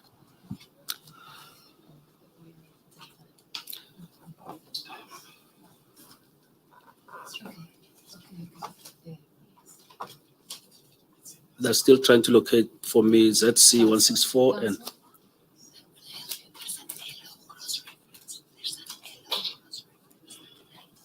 Yes, counsel.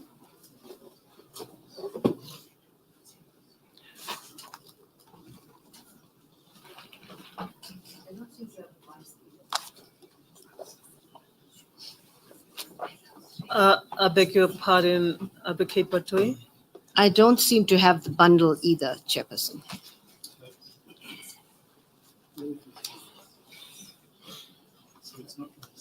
Well, it is your team that ought to have prepared your bundles. That's great. I don't.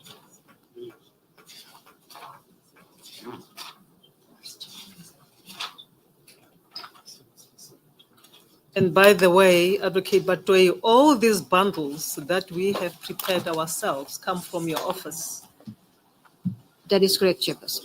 There was a lot of work that went into this. Maybe to assist, because I'm the one who raised this issue. The witness may have been wrong to characterize paragraph 146 and link it to the Booysen matter instead of just because the paragraph that deals with the Booysen matter starts from 147. But before she read 146, she characterized it as in response to a Booysen matter. That's where my confusion came in, because I looked at the footnote, and the footnote doesn't say anything about Booysen. in fact, it's cross-referenced in LO. It must be LO2.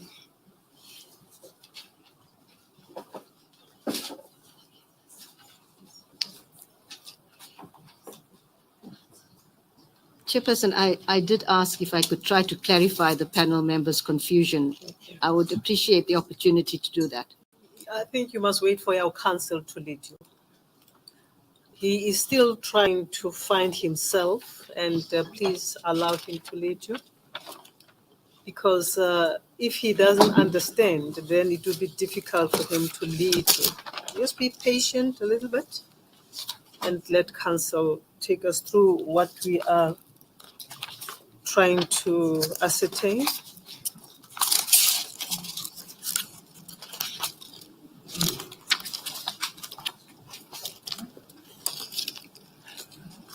Madam Chair, Advocate Jiba's affidavit appears in bundle LO3.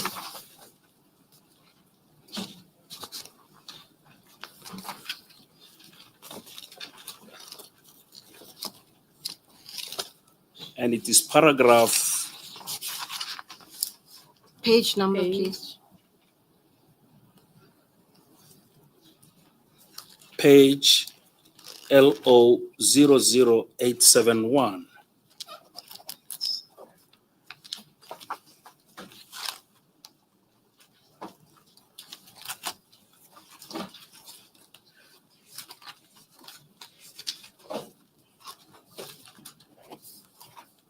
Now, it might be prudent to also refer to 210 before we get to 211.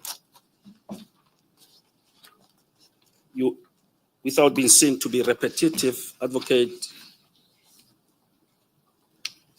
Batohi, I would ask you to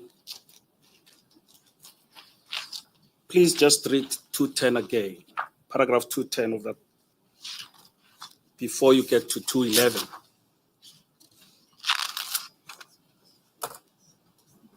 Paragraph 210. Paragraph 210. Following the consultation, the prosecution team agreed that Advocate Chauke, as the DPP in charge of this matter, would be the liaison person between Advocate Holders SC team and the prosecution team, and would provide the Holders SC team with all the facts and evidence in the dockets necessary for the prosecution team to prepare an answering affidavit to be deposed to by myself on behalf of the NPA.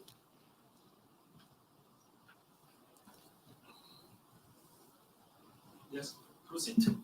Read the whole sentence. The whole I paragraph, refer- rather. Pardon me. I refer the court to the confirmatory affidavit of Advocate Chauke filed herewith. We'll go to it. Just go to 211. The Holders team then prepared the answering affidavit, which was finalized by Advocate Chauke and which I signed. It was then duly filed by State Attorney. At the time that I deposed to the answering affidavit, the facts and the evidence against Booysen had been presented to me on many occasions, and I was well acquainted with the case against him. Yeah, it will later be handed up as an exhibit. That page 871 in bundle LO3. But then let us now go to the confirmatory affidavit of Advocate Chauke, which you will locate in LO4 bundle.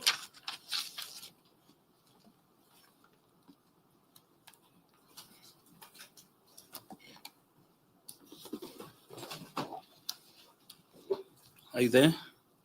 Page number? 880. It starts on page 880. 880. Yes.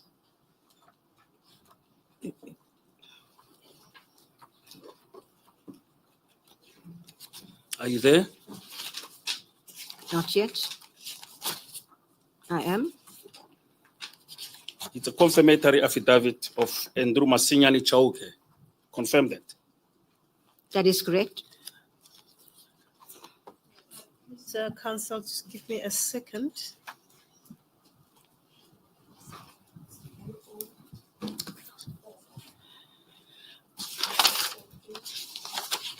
$880.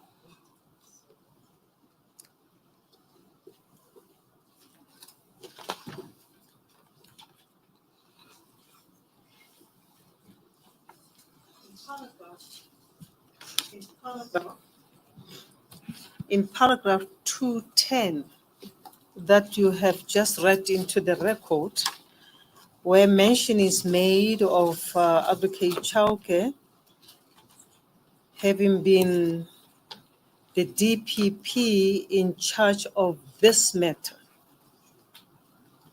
Which matter? May you answer that question? Of the Booysen, my understanding is it's of the Booysen prosecution matter. But the matter in respect of which the affidavit is prepared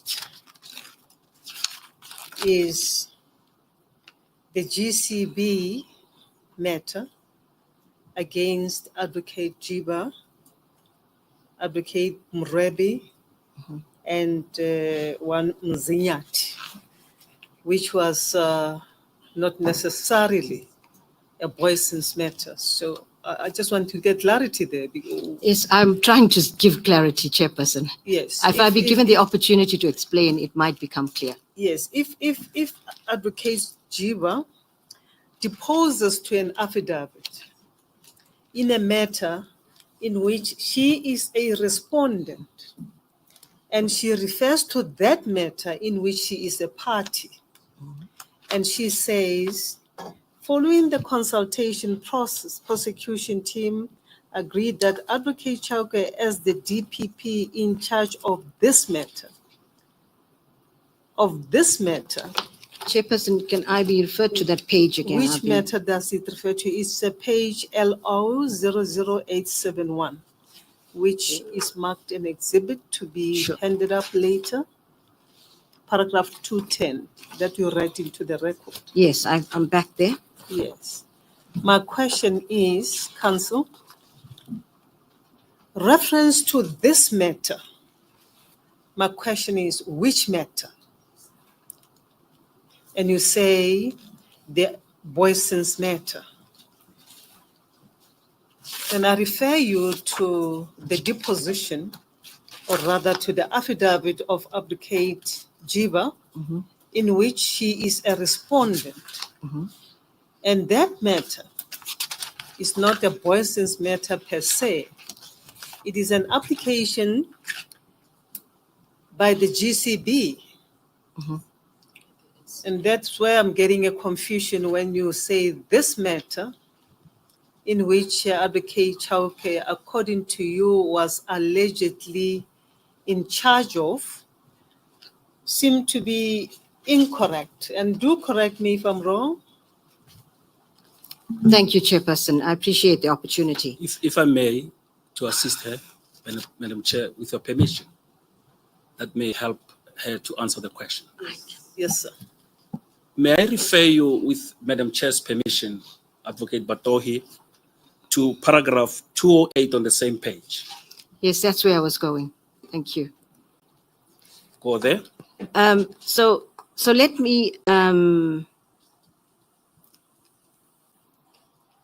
trying to figure out how to deal with this so that it makes sense and I'm clear about it. But okay, let's start with paragraph 208. It states, and that is correct, Chairperson, this is Jiba's affidavit in the GCB matter. At paragraph 208, she's now dealing with the Booysen matter. The Booysen matter was instituted and argued at a time when there was still uncertainty as regards the reviewability of decisions to prosecute or not to prosecute. As I have set out above, this was indeed only finally determined by the decision of Branch J in the full matter. The judgment of Gorvin, which was the Booysen review judgment, was handed down on 26 February 2014, and after the judgment of Murphy in the full matter, but before the judgment of Brand in the JA matter. And these cases will become relevant later in the Mdluli case. For that reason, the advice of Hoda's SC team was that it was not necessary to file a Rule 53 record. I never intended to detail all of the information that was placed before me for the purposes of granting the authorization. Following the consultation of the prosecution team, the prosecution team agreed that Advocate Chauke, as the DPP in charge of this matter, would be the liaison person between Advocate Hoda's SC team and the prosecution team, and would provide the Hoda's SC team with all the facts and evidence necessary, all the facts and evidence in the dockets necessary from the prosecution team to prepare an answering affidavit to be deposed to by myself on behalf of the NPA. I refer to the court to the confirmatory affidavit of Advocate Chauke filled herewith.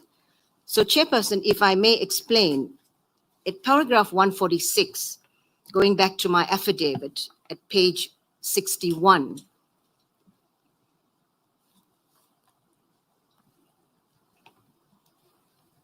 Yes, ma'am. Chairperson, I state in response, Jiba deposed to an answering affidavit. So she deposed to an answering affidavit in the Booysen review matter.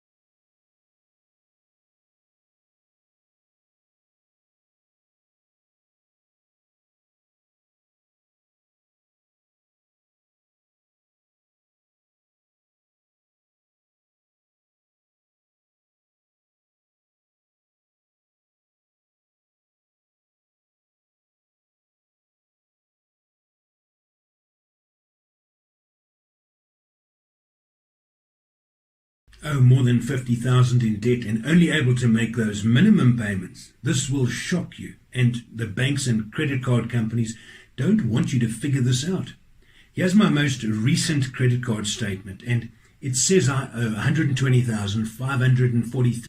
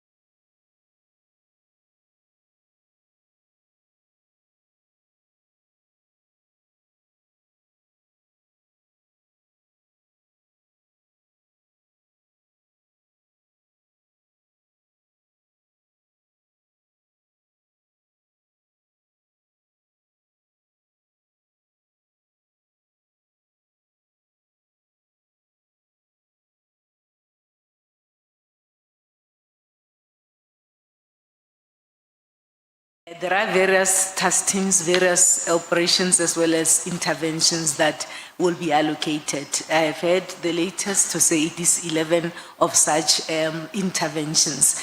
It will be allocated, it will be clearly indicated. However, when the task team started in 2018, the budget was allocated to the province, and over the years then it was allocated to the National Operations Center. So can I just confirm, when you're talking about 2018, are you talking now about the PKTT? Yes. So that's the 2018-2019 budget period? 18-19 budget, yes. At inception.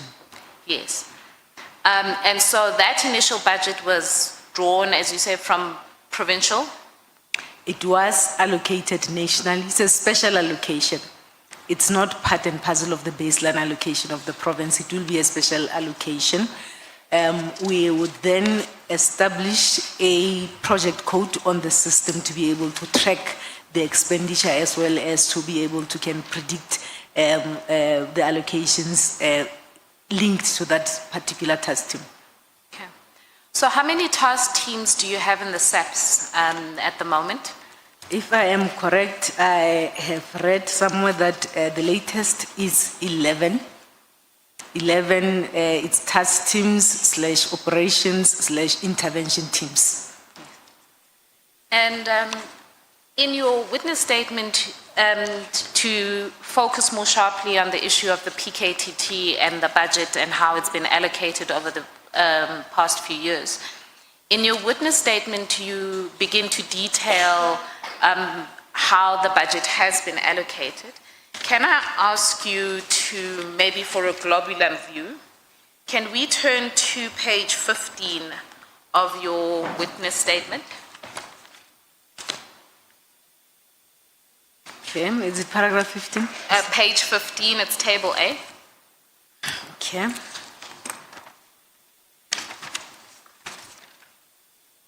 Yes, I have table A. So, can you discuss or explain to the committee what table A is intended to explain? Okay. When I was invited to the committee chair, I was requested to provide expenditure trends for the PKTT since inception. And I was also requested to provide a comparison in terms of the PKTT and other existing task teams or intervention teams. So I have two tables. I will start with table A. This is expenditure items that were recorded for the PKTT for the different financial years since inception. You will note that the first year... Dimbani, let me maybe slow you down a little bit. You say these are expenditure items and these need to be differentiated from the allocations. Yes. So can you just explain what that means? On table A, it only depicts the expenditure items. These are expenses that have been incurred since inception by the PKTT. To this end, 435 million has been spent in this regard. However, you will note that on the annexures that I have provided that supports my statement that I was also requested to provide the budget approvals in this regard. So I do have the budget approvals that I have referred to on my statement. If I am to take you through. Can I just go back to those annexures that are in your statement? Those are those information notes over the particular years? Yes, and allocation letters as well. So those information notes, they depict essentially what is allocated. Yes. But what this table is showing is the actual expenditure that eventually then goes through. Yes, correct. So at the top, the overall figure you have at table A is that to date, there's been 435 million spent on the PKTT. Correct. Can you speak or at least discuss how that has been broken down over the particular years? and Okay. what the various expenditure items are. Okay, as indicated, Table A will then depict expenditure items that were recorded for the PKTT. And I must indicate that these are the direct controllable costs that we utilize as and when we allocate funding to the various intervention teams. These are the figures that we will then utilize. You will note that since 2018-19 up to this year, September, in the last column, that your biggest cost driver in terms of the work of this team would be on the line item called overtime, as well as travel and subsistence, in the main, the accommodation. The members of the team may not necessarily come from KwaZulu-Natal. It will be members that come from head office and elsewhere, and you need to then accommodate those members and pay the accommodation fees. They do work overtime. That is why you will see those two line items being a little bit on an increased trend. You do have a few items there in terms of their incidental costs, as well as from time to time those that will require to travel, they will then travel. When you look at the last year, 25-26 on overtime, you will note that there is a zero. It does not mean that the team has not performed and claimed overtime. We will soon be processing their claims, and there will be an expenditure in relation to this financial year. So they are continuously working, currently working, and I am certain that those claims are currently being processed, and you will soon then record expenditure in that regard. So overtime, travel, as well as issues of their meals will be the line items that you will note a bit of an increase in terms of those expenditure items. So just to take you back, these various expenditures are the expenditure items that have been incurred over the past 6 years throughout the lifespan of the PKTT, is that correct? Yes. And you've highlighted the overtime as one of the big expenditure items from the team. Can you talk to me? I see, when I look at the table, I see that travel and subsistence, then there's for accommodation, food and beverage incidental costs, and air and road travel. And they seem to make up the first four also big expenditure items that arise from the team. Yeah, that is correct. Is that, and this is my layman understanding, is that because the team is not a formal structure and it's drawing from different provinces, or is there a reason why that travel and subsistence is such a big expenditure item? As I indicated, when the operational environment would agree or pick up crime patterns or crime trends in an area, any area in the country, and they sit and discuss and analyze and come to a conclusion that we need to go and stabilize that situation. Sometimes they would use the local guys, sometimes they will then deploy from all over the country based on the decisions as well as the approvals in this regard. The members of this task team are from across various environments, and you need to accommodate them as and when they go and operate in KwaZulu-Natal or operate elsewhere in the country. And you need to also ensure that there is food as well as S&T that is provided for them. And they do work hard, they do claim overtime in this particular regard. So it's not anything that is strange. This is how the work of the police is done. This is how the task teams as well as those interventions. And those task teams would have been established for a specific period to go and achieve a specific outcome. So they are temporary in nature, these interventions as well as these task teams. They are not permanent. They are established for a specific period, they are established for a specific purpose, and there will be cost estimates that will then be submitted to the National Commissioner, and the submission will come to us to confirm if funding is available. Of course, as the finance team, as myself as the CFO, occasionally there is a need for me to comment or raise concerns in relation to this. You will note that over the years... Let me just ask you a question before you pivot in relation to that. What I'm trying to ascertain from you is the expenditure trend that we see here. Is that an expenditure trend that you would see if the team was more permanent rather than it being a task team?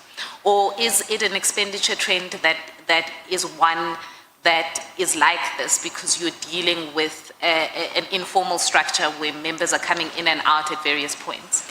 If it was a permanent team or permanent unit, let's say for instance, it is established in KwaZulu-Natal, and I'm making an example, then you will not have an expenditure line item that is called accommodation because members will be permanent, they will be staying in their homes. You will not see expenditure items that talks to issues of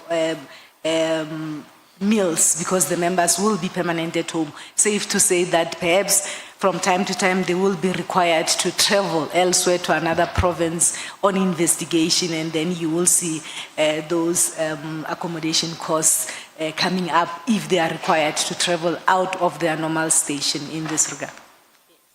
So obviously whether the team is a permanent or a task team is not a decision that's made by finance. It's just in relation to noting this particular expenditure trend. It is not a decision that is made by finance. It is a decision that would be made by the accounting officer, having consulted all the relevant role players in terms of operations. That would be the head of operations, which is the deputy provincial commissioner, operations, and all the relevant role players. If, for instance, a decision is taken to say there is a stubborn crime trend in Western Cape, those decisions will be taken by the relevant operational environments, and the National Commissioner would then approve to say, we are going to intervene, let us go and stabilize that particular. So it is operational decisions. What is required from us is to support such interventions to ensure that the country is safe. May we take Honorable Sangoni? Thank you very much, Chair. Good morning, General. Just a quick question for follow-up, for clarity, Chair. Before Advocate Zigala goes off on the expenditures, I just wanted to check with the CFO.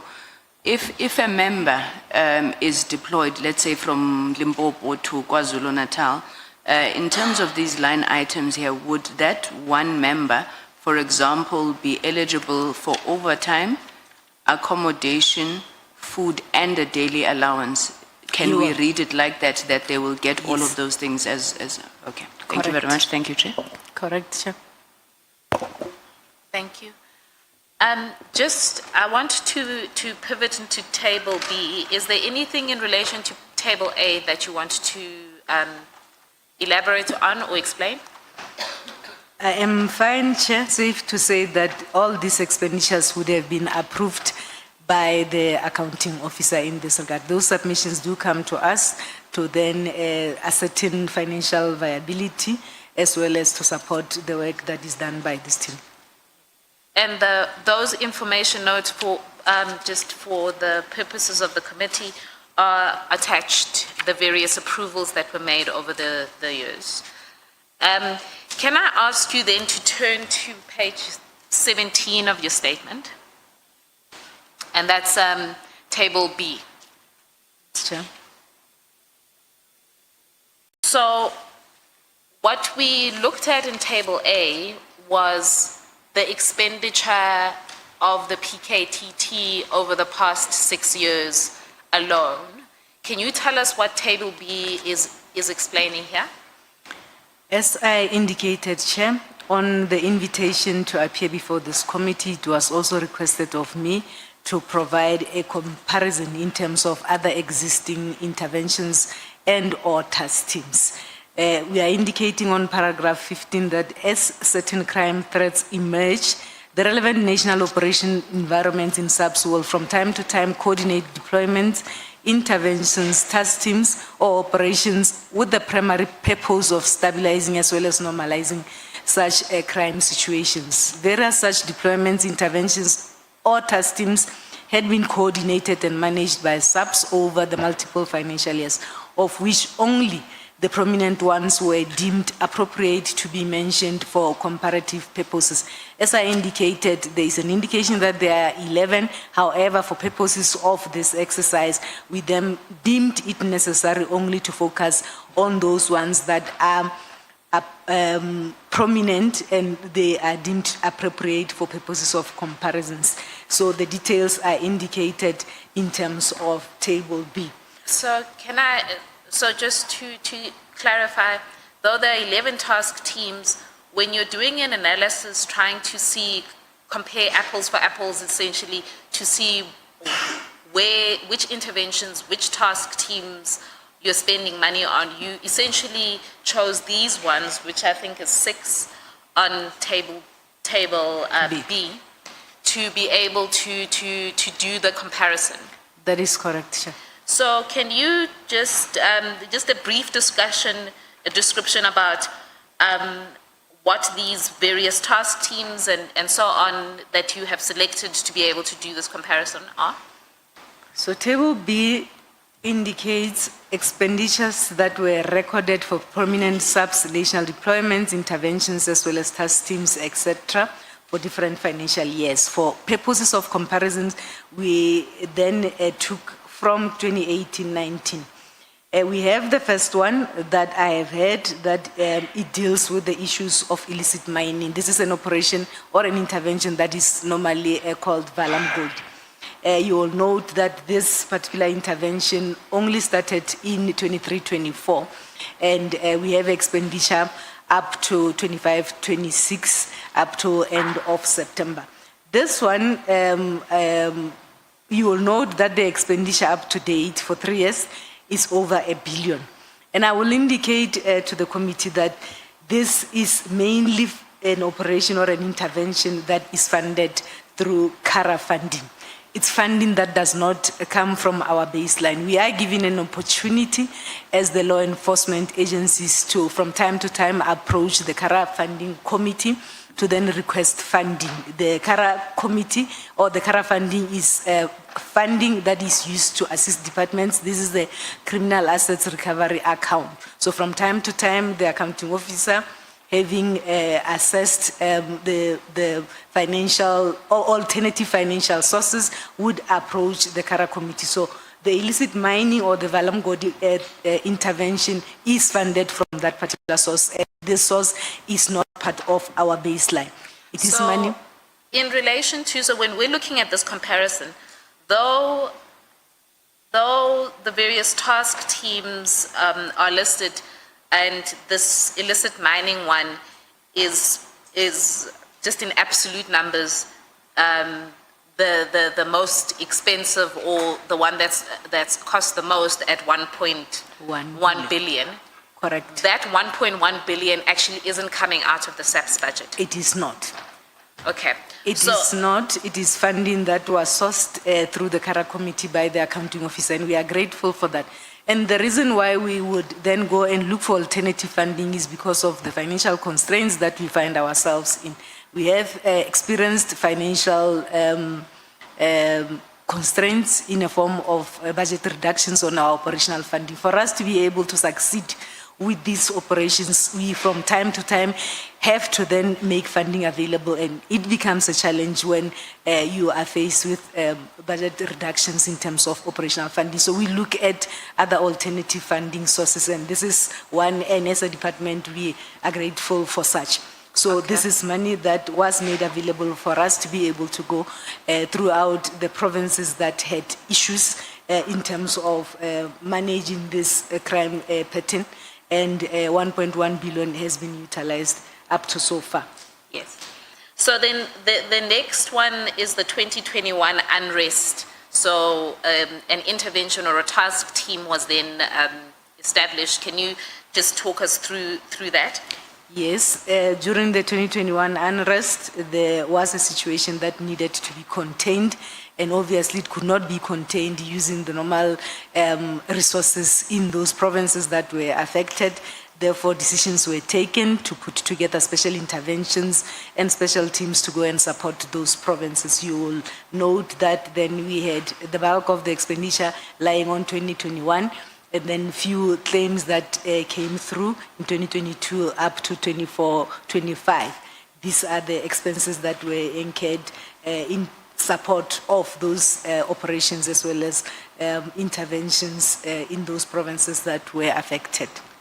So, what I can see from this table is that over the period in which the SAPS was dealing with that unrest, that it costs just 950 million, so just shy of $1 billion to be able to deal with that unrest situation. And this was drawn directly from the SAPS budget. It was drawn directly from the SAPS budget, and we needed to reprioritize because it was a situation that was confronting us. We needed to reprioritize and ensure that we contain that situation through ensuring that there are sufficient deployments and support that was provided to the provinces that were affected.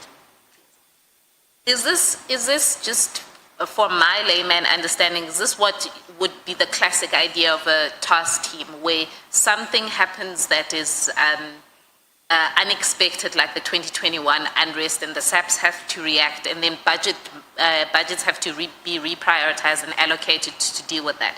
Is this, if one wanted to get a kind of simplified example that everyone's familiar with? Not necessarily. We deal with different situations. Like I indicated, the operatives will sit and do their crime pattern analysis and identify stubborn areas. There are other stubborn crime patterns that would demand or require from the SAPS leadership to then deal with them in other, applying other methodologies. Then there will be those that are unexpected that you'll have. So we deal with quite a number of situations that from time to time requires special intervention or special attention in this particular regard. You will note that the next one, before I get to the political task team, would be operations in Cape Town. We have been in the Western Cape and investing in terms of resources, additional resources to deal with those issues in this particular regard. So we deal with different situations, different policing problems emerge from time to time. You do have areas that require stabilization. You do have areas that requires additional resources in this regard. Sometimes you then do have those that will take place now. For instance, you look at the March 2023 shutdown. It is a situation that needed to be contained in this regard. You will note that during that March, it was a closure of the books or closure of the financial year, and you then needed to spend or process those payments in March, and in the following year, probably in April, those claims that could not go through then went through in April in the following year. So you do have different type of policing challenges that the police are confronted with from time to time, and those challenges requires different interventions and different plans and strategies. So, just finally, in relation to this table, I see some of these intervention units, the expenditure is only for a couple of years, whereas I can see that in relation to the PKTT operation Lockdown and Thunder, and the Emanguzi cross-border in KZN, those have a task team operations and expenditure that's been incurred for at least 6 years. Yes. So does that mean that, and you'll correct me if I'm wrong, if when you're looking at the 432, you must also consider the duration within which the expenditure was incurred, whereas some of these seem to have incurred the expenditure over a shorter period. Yes, correct. And when you look at those three, perhaps they are the more comparable ones. You will note that for lockdown as well as Emanguzi, then the expenditure goes down. Evaluations of these interventions do take place from time to time. The operational environments and the project team leaders will convene and have discussions and evaluate and take decisions to say we are demobilizing or we are reducing the number of deployments. So those operational decisions are a norm, and those discussions are a norm, and of course any decision would have to then go through the accounting officer or the national commissioner to then approve such a decision in that regard. So when I look at these tables, I see vast amounts of money that is being spent on various operations. And these are the, as you say, the absolute sums, the expenditure that's come through. Are you able to give an assessment whether they are on value for money, whether these operations are successful or so on, just looking at these tables?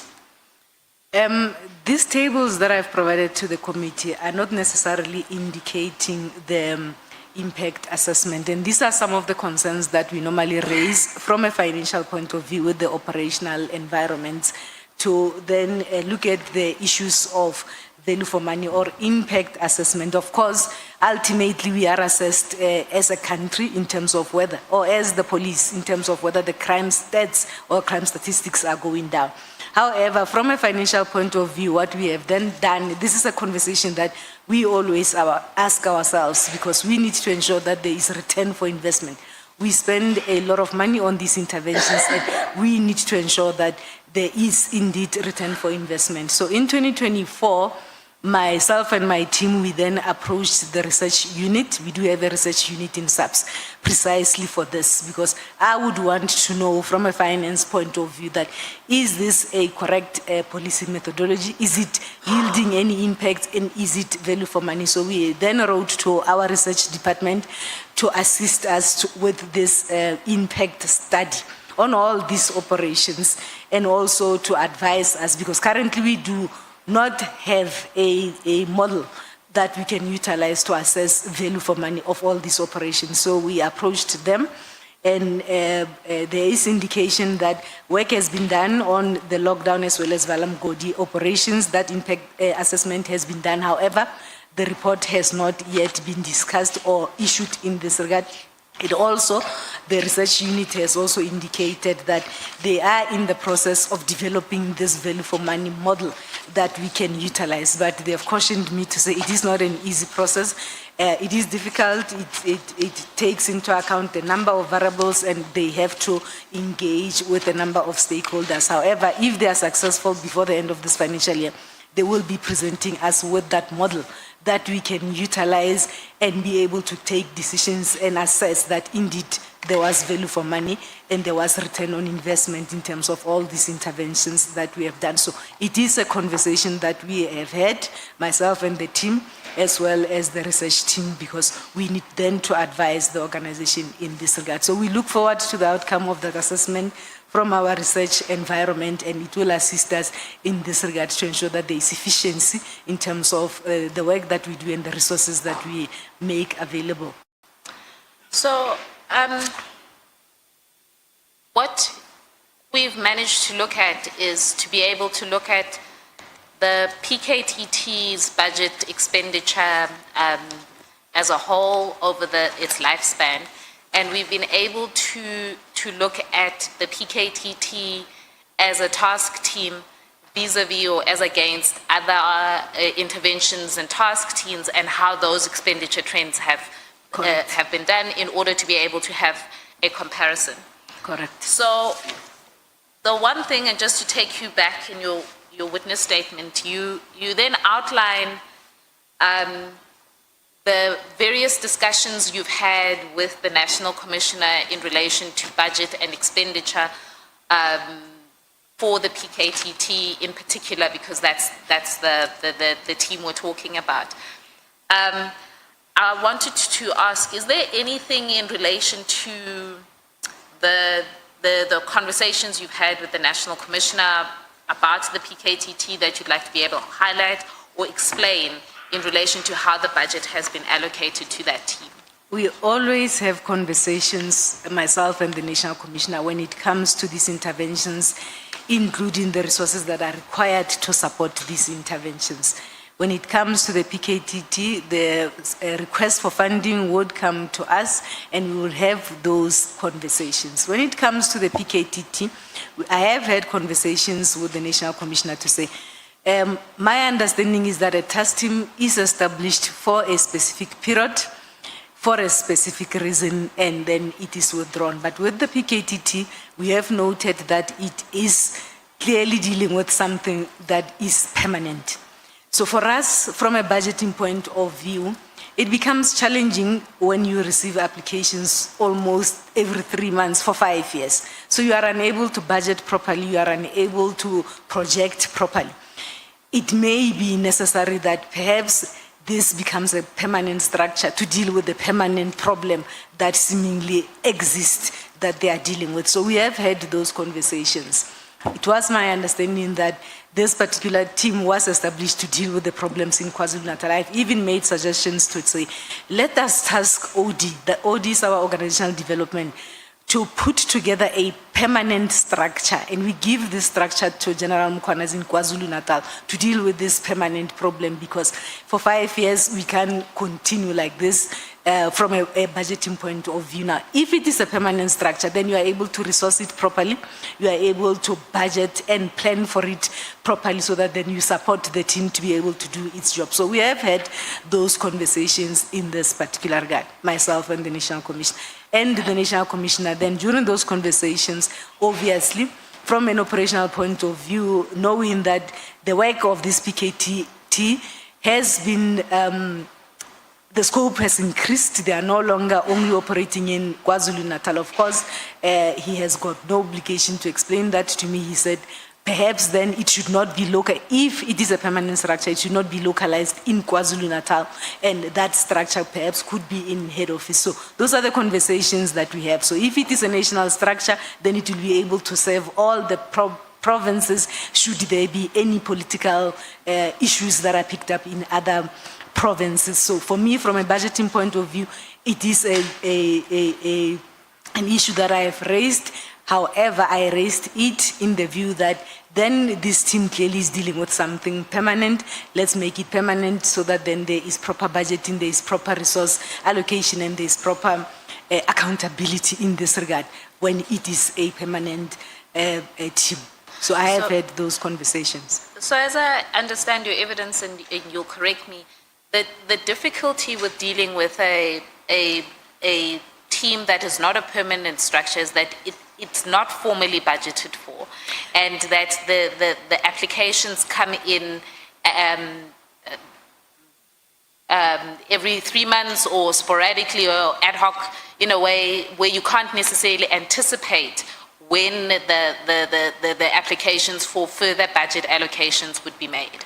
That is correct. And also for me, I need to be able to hold someone to account for the utilization of those resources that would have been allocated. And it also makes it easy for you to plan and to allocate resources in order to properly support that particular team. So if it becomes a team that operates for a longer period on a temporary basis, you are unable to, from a financial point of view, to then resource it properly and to make those projections properly. And then you will have other resources being utilized. Those resources would have been drawn from other units and so on and so on. So we needed it to be a structured team, continuing with its work because it is doing a great work, and being supported with proper resources and obviously accountability. Someone has to be held accountable in terms of the monies that would have then been given to the team to do its job. Yes. So this is a conversation, or these are conversations, they are outlined in the various sub-paragraphs of paragraph 13. I don't think we necessarily have to go there. With regards to how you resource this team and whether it should be made a permanent structure or not. But ultimately, that's not a decision for you to make, is it? It is not. And that's a decision which lies where? With the accounting officer. Yes. So, and maybe this is a good segue to then go into the second kind of theme of your evidence, because it has become a big part of the evidence that has been presented before this committee, that one of the reasons for disbandment of the team that was given by Minister Mdluli was that he had various budget issues in mind. So I don't want you to address that now. I just want you to address, and maybe let's start at paragraph 17 of your statement on page 18.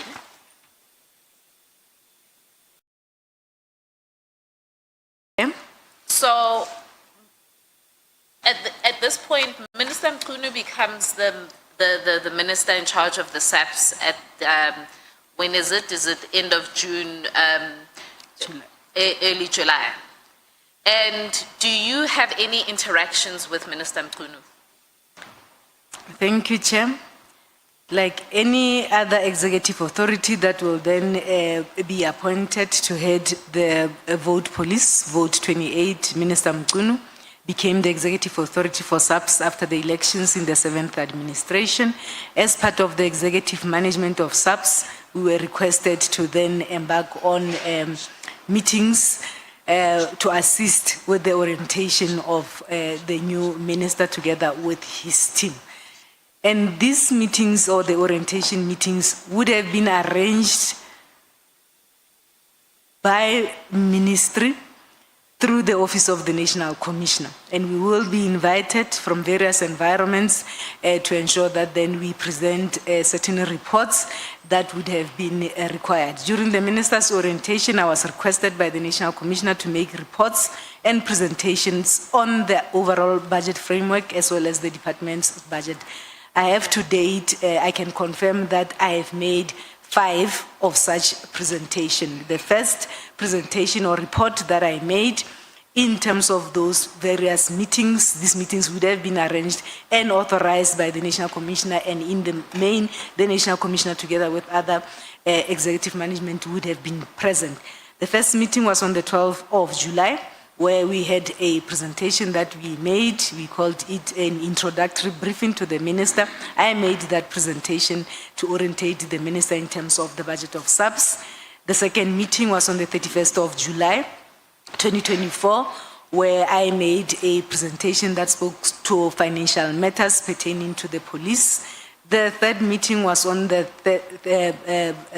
follow-up meeting was on the 14th of August. This was a follow-up of a meeting that had taken place on 31 July because there would have been questions and other issues that the minister would have raised. So we then conducted the follow-up meeting on the 14th of August. There were issues, concerns raised on issues of civil claims and other cost pressures. And then the next follow-up meeting, this is now following up the meeting that took place on the 14th of August, was a meeting that was held on the 12th of September 2024, where there were other instructions or expectations, issues such as the financial pressures. The minister wanted to know the split between head office as well as provinces, issues of capacitation of crime intelligence and other important environments. The last meeting that I've had with the minister, authorized by the National Commissioner, was on the 6th of June 2025, where we are then taking the minister through the apportioning of the 2025 budget in this regard. And I can confirm. So just to take one step back. So the minister, when he gave his evidence, he explained that there was pretty much like a 6-month orientation session that was taking place within the SAPS starting from July when he took over as the executive authority. Yes.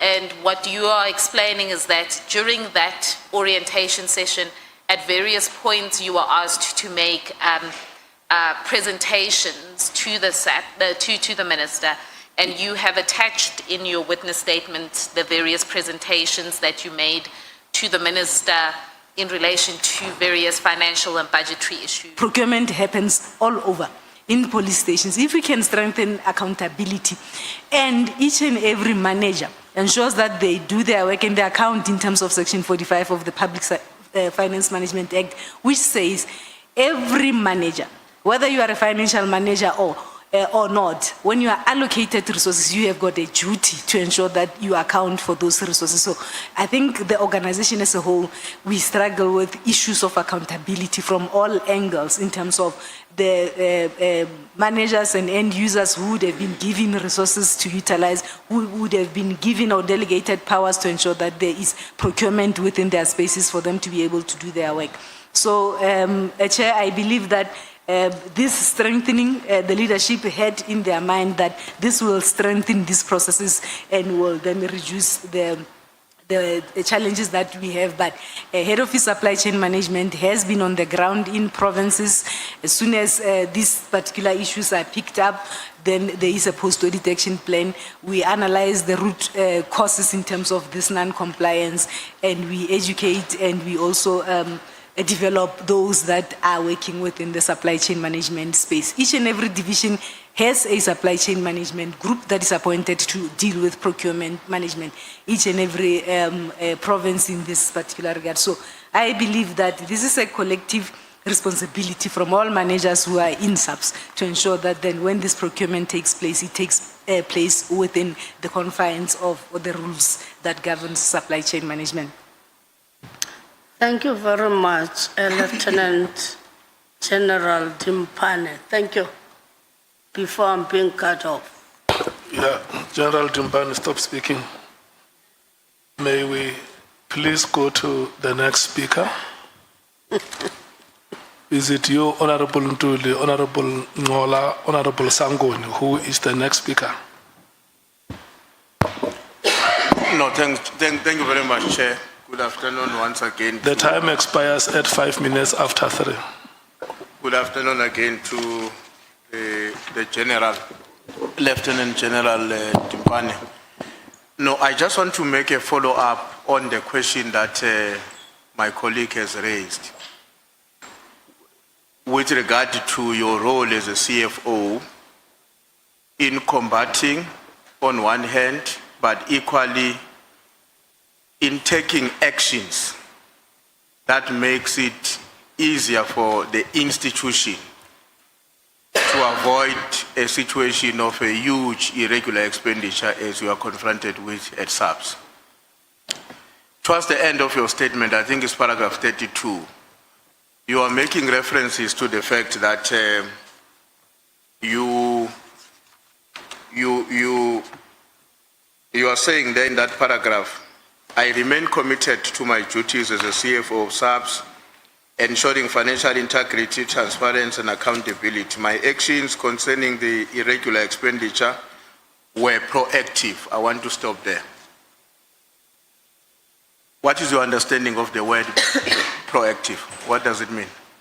So, as I indicated, the bulk of this irregular expenditure would have been as a result of the bids that were awarded, and these are the functions that are performed at head office and by the BAC.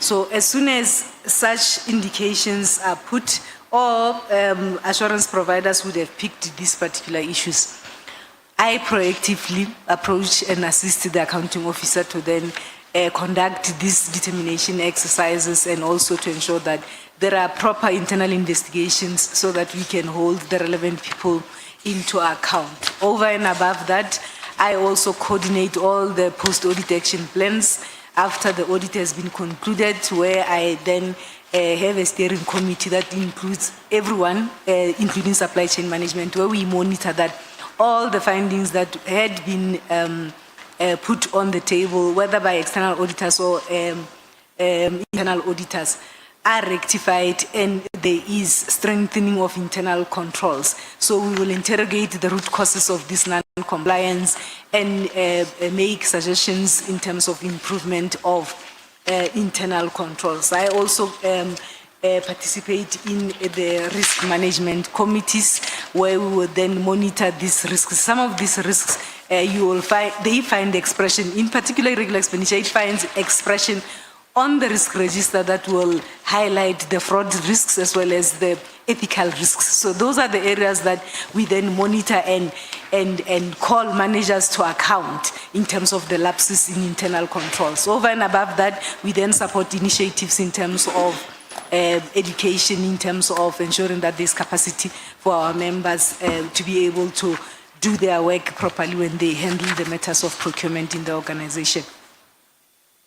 No, thanks, CFO. I take it that you are very much familiar with what the PFMA says, with reference in particular to what is called in the PFMA,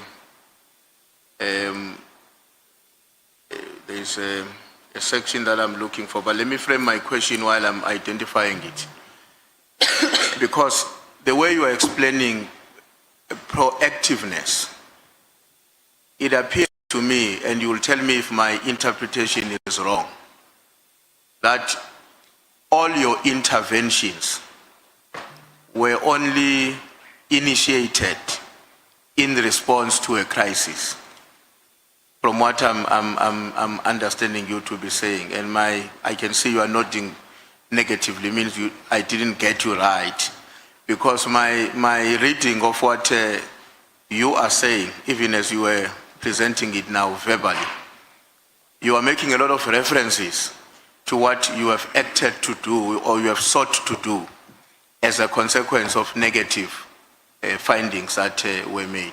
So maybe if you can explain a bit the aspect of you being proactive and the extent to which your proactiveness has actually helped you to produce the desired outcomes. And maybe make examples of how those outcomes would have otherwise been negative if it was not as a result of your own actions. Our proactiveness would be a lot of interventions. I spoke about risk management, where we monitor risks such as fraud indicators as a result of non-compliance to procurement rules.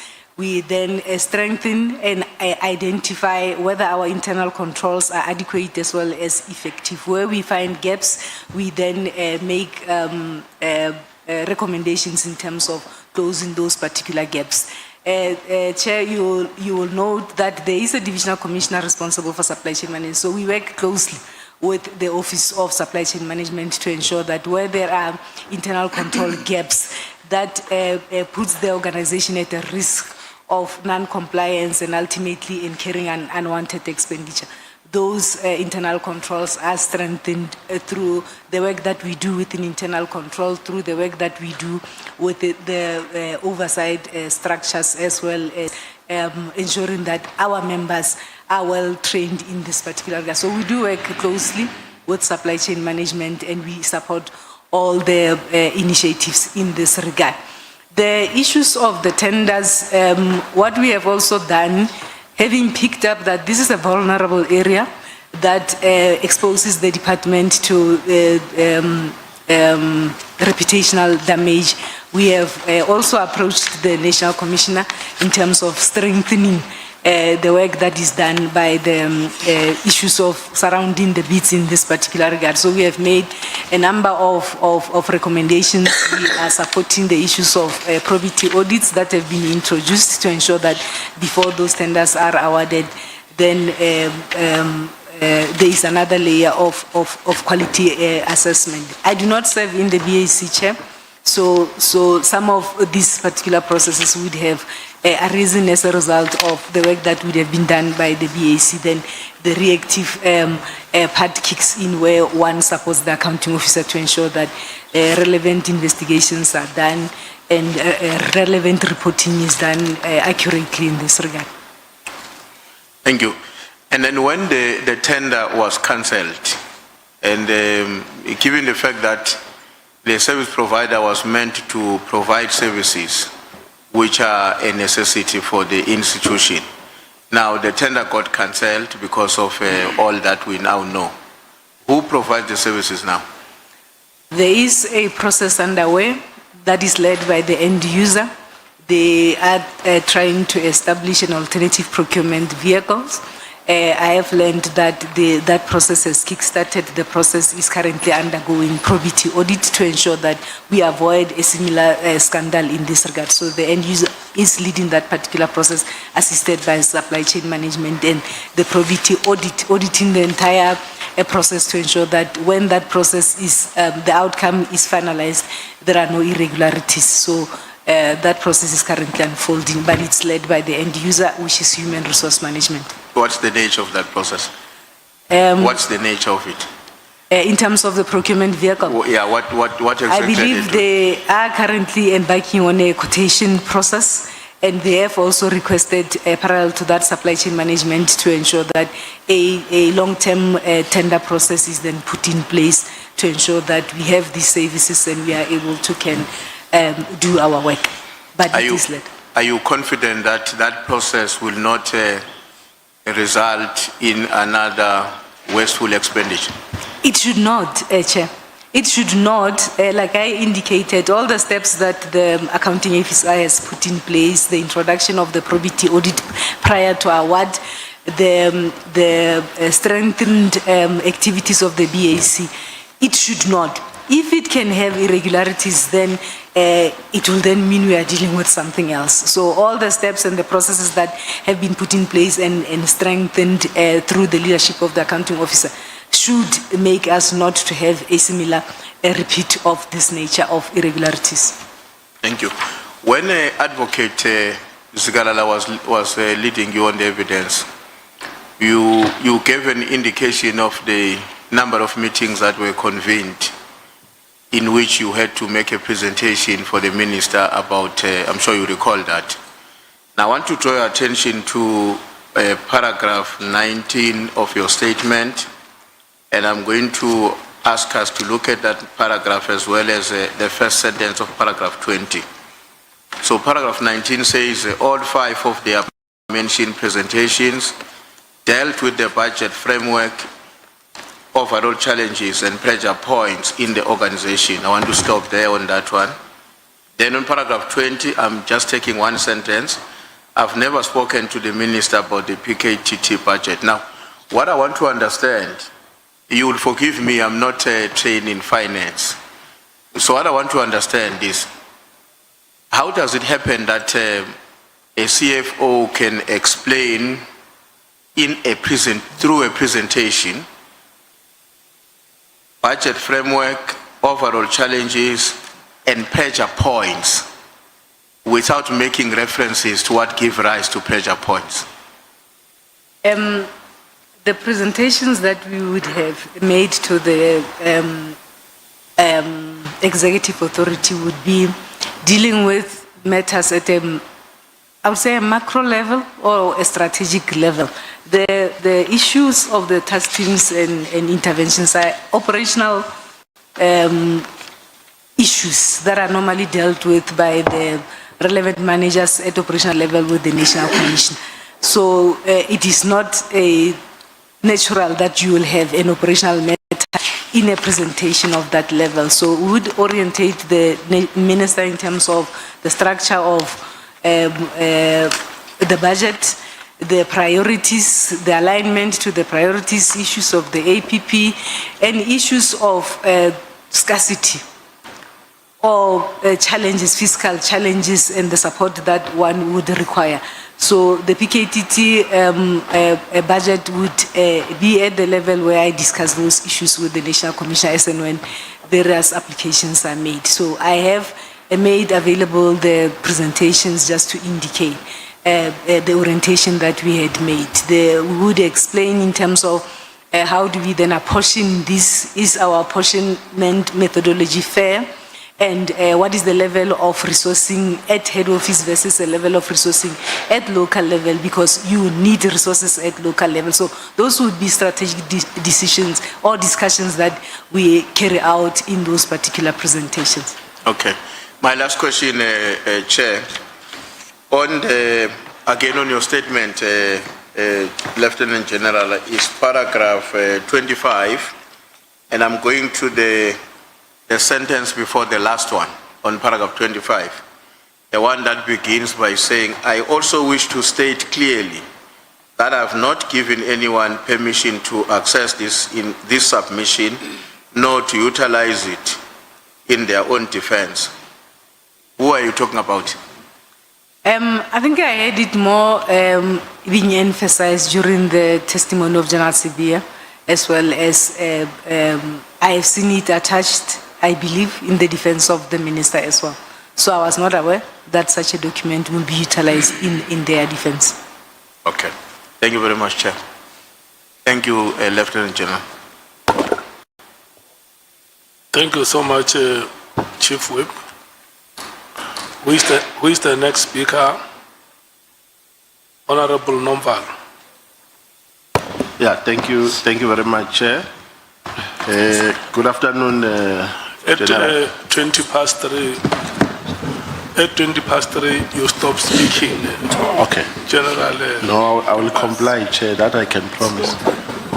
In fact, today you will give me a standing ovation. How are you, General? Are you okay? I'm okay, thank you. Yeah, so the total amount that was paid for the Medicare contract is 48 million. It was 48 million. Correct, okay. Now, the SCM boss in SAPS, when he was here last week, we had an argument with him because he was so convinced that even though the expenditure hereof was irregular, but there was value for money. And my argument to him was that there was no value for money because in his statement, he said the contract or the service provider underperformed. That's what he said.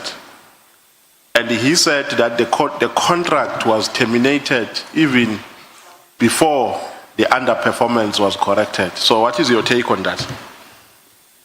The issues of the performance of the contract would have been dealt with by the end user working together with supply chain management.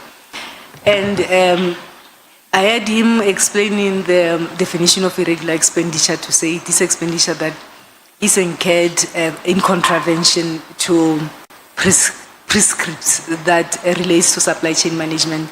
However, the service was rendered.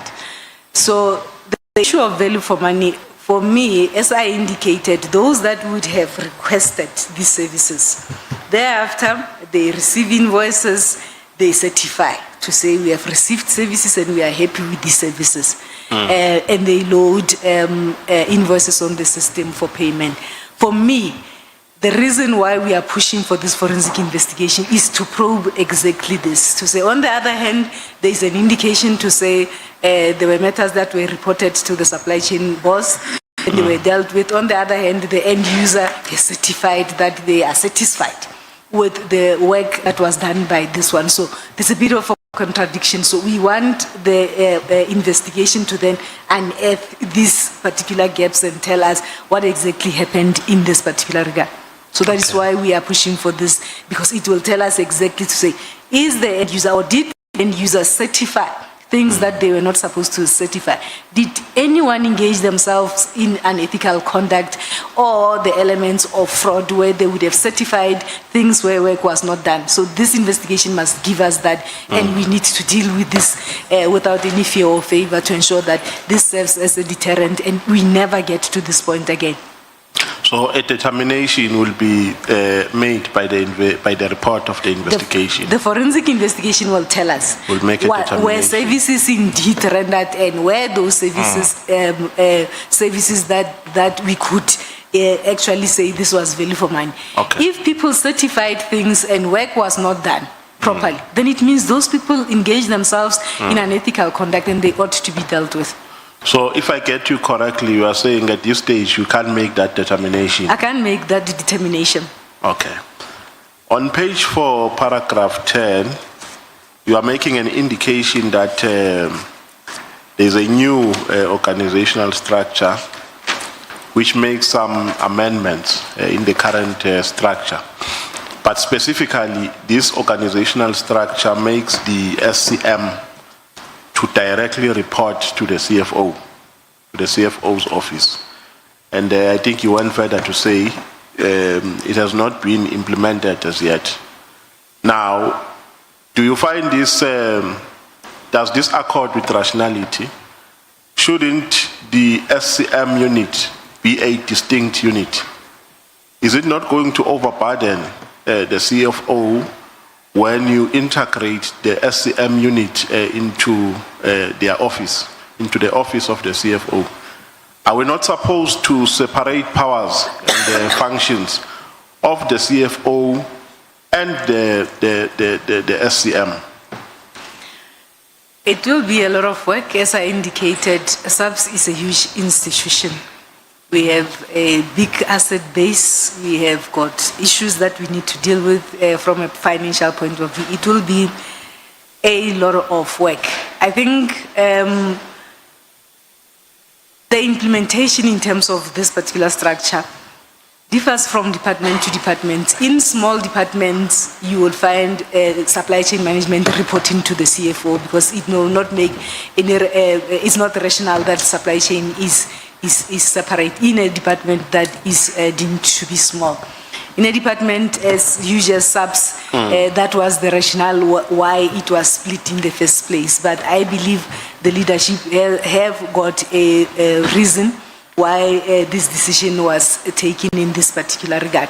But it will be a lot of work. It will require all the hands on deck to ensure that we work together and we ensure that we uphold the law in terms of ensuring that people comply to supply chain prescriptions. But it will be a lot of work.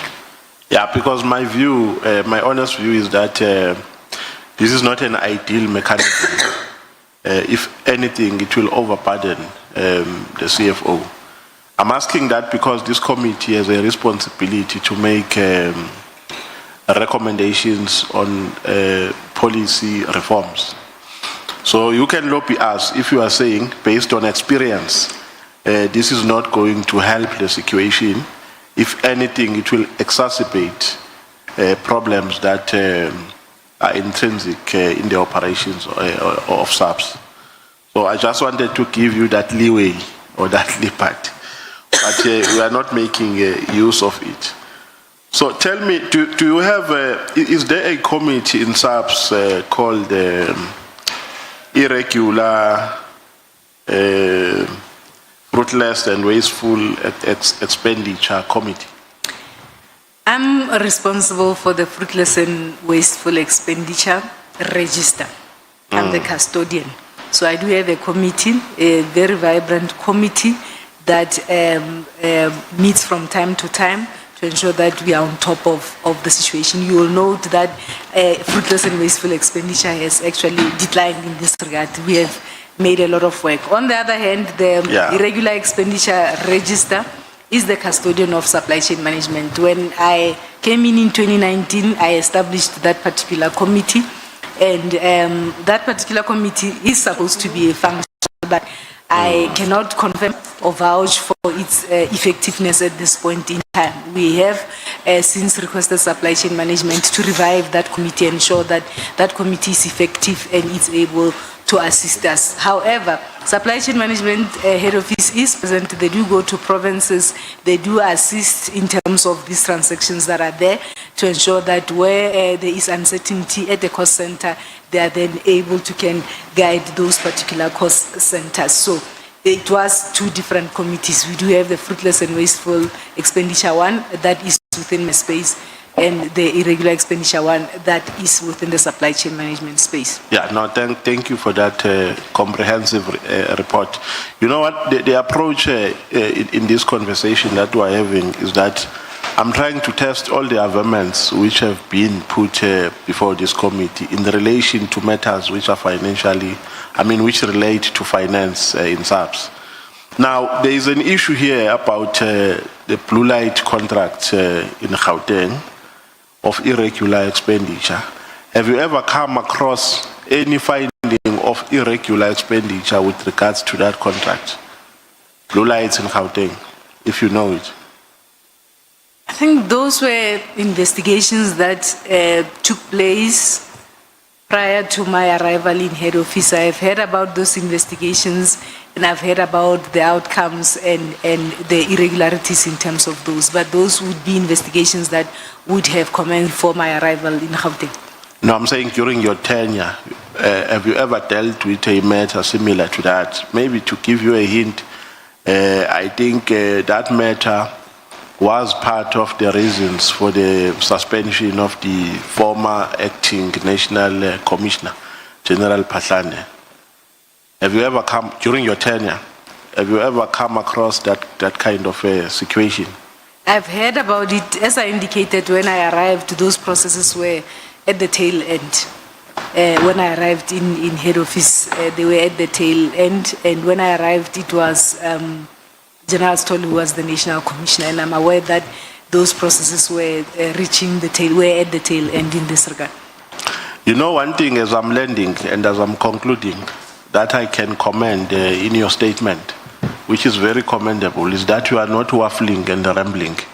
You are just dealing with issues which are related to your responsibility. And for that, you have made the work of this committee to be very easy. You are not dealing with a person who's all over the place talking about things she doesn't know anything about. So that's my compliment to you. Thank you very much, Chair. Thank you, Chair. Are you done, Honorable Nomvalo? Please give me a standing ovation, Chair. Are you done? Are you done? Please stand up for me. Are you done? Yes, I'm done. I'm donating to Honorable Skosana. I'm going to thank you at the end. Who is next? Honorable Skosi. Honorable Skosana, your time ends at 15:30. But I don't think you had Honorable No, I'm saying your time ends at 15:30. Yeah, but the honorable member made a commitment even before he could say a letter. That he will not finish the your time. benevolent ended in Cape Town. Anyway, your time expires at 15:30. Thank you, sir. Thank you, Lieutenant General. My first question to you will be, it's amazing that you are a chief financial officer, but you don't sit on a bid adjudication committee. Why?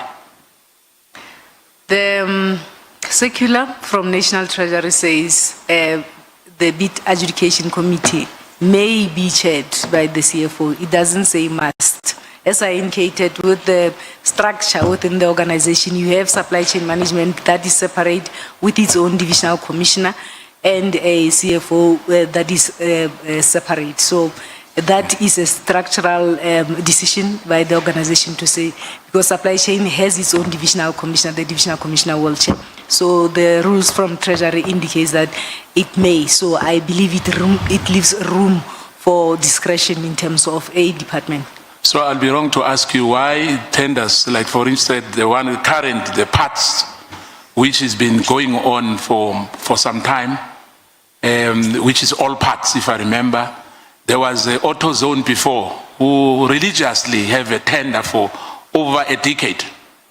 As we speak here, I think that tender has expired as well. And why so? Why the deadlines? You know, I know that there's that 180 days extension, but why? Because you know that the tender on this particular day is going to end. You have to advertise it early, but you leave it until late.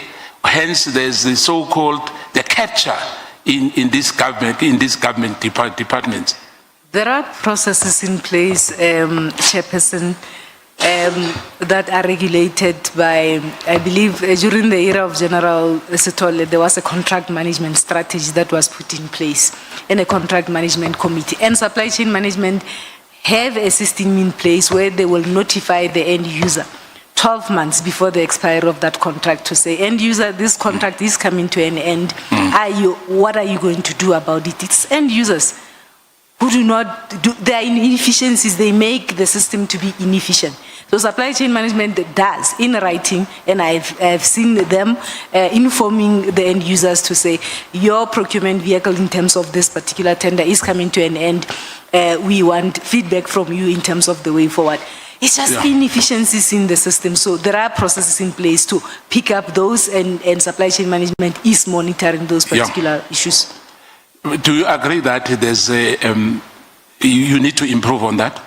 We need to. There are inefficiencies, whether deliberate or not, those are the issues. But there needs to be an improvement in that area. No, there is inefficiency on that. Yes. I can guarantee you if we agree to each other on that one. And do you participate in or anyway chair the subcommittee on irregular and wasteful expenditure? No, Chair. What are the roles and responsibility of the wasteful irregular expenditure committee? the current one? As I indicated, Chair, that we have separated these committees. There is a fruitless and wasteful expenditure committee that it is being managed within my environment, and irregular expenditure is managed within a general finance environment. As I indicated, in 2019 when I came, I established that particular committee. And I cannot vouch for its effectiveness at this point in time. However, we have spoken to supply chain management to say those are some of the structures that we must not allow them to collapse or die, because they assist us to ensure that then we have an extra eye and we monitor and hold people to account in this regard. So you say you can't vouch for I do not chair the irregular expenditure. No, what I'm saying, you said you established that. Yes. But you cannot vouch for. I established it when supply chain was still my responsibility. Remember when I came in 2019, supply chain and finance were together, and then the structure separated them. So since then I was not responsible for supply chain management. I cannot vouch for its effectiveness. If it was effective, I would have to be part of it, but there's not been meetings that I'm aware of that has taken place in terms of that committee. However, we have recruited supply chain management to ensure that we don't allow processes and internal controls to have gaps unnecessarily. So that is an area that must be improved in this regard, Chair. Thank you. Lt General, as you know that we have limited times, and I understand that some of my questions will just thrown out of the window. But let me ask you, what were the findings in relating to the Gauteng blue light contract? Chair, as I indicated, when I came in to take over as head office, those investigations were concluded in this regard. People were undergoing those processes in terms of discipline and so on and so on. So I am not more conversant in terms of the actual findings that were made through those investigations, because when I came in 2019, those processes were concluded. However, some of those contracts were deemed to be irregular and they were reported as such. So in terms of the processes, you were not involved in awarding of that blue? I was still in the province. In the province? Yes. Which province? Free State? Free State. Yes. Who signed the blue light contracts? I think by now you know, because as a CFO, when this matter was raised and this matter is in court and people were arrested, obviously you have the knowledge. I would believe that it would be the then chairperson of the BAC, whoever was the chairperson of the BAC, because in terms of the delegations as outlined by General Fani, the chairperson of INSAPS, the chairperson of the BAC, is then delegated the powers to then sign these contracts on behalf of the accounting officer. So let me put it to you. So it would be wrong for anyone to blame the acting then National Co-Commissioner General Patlana.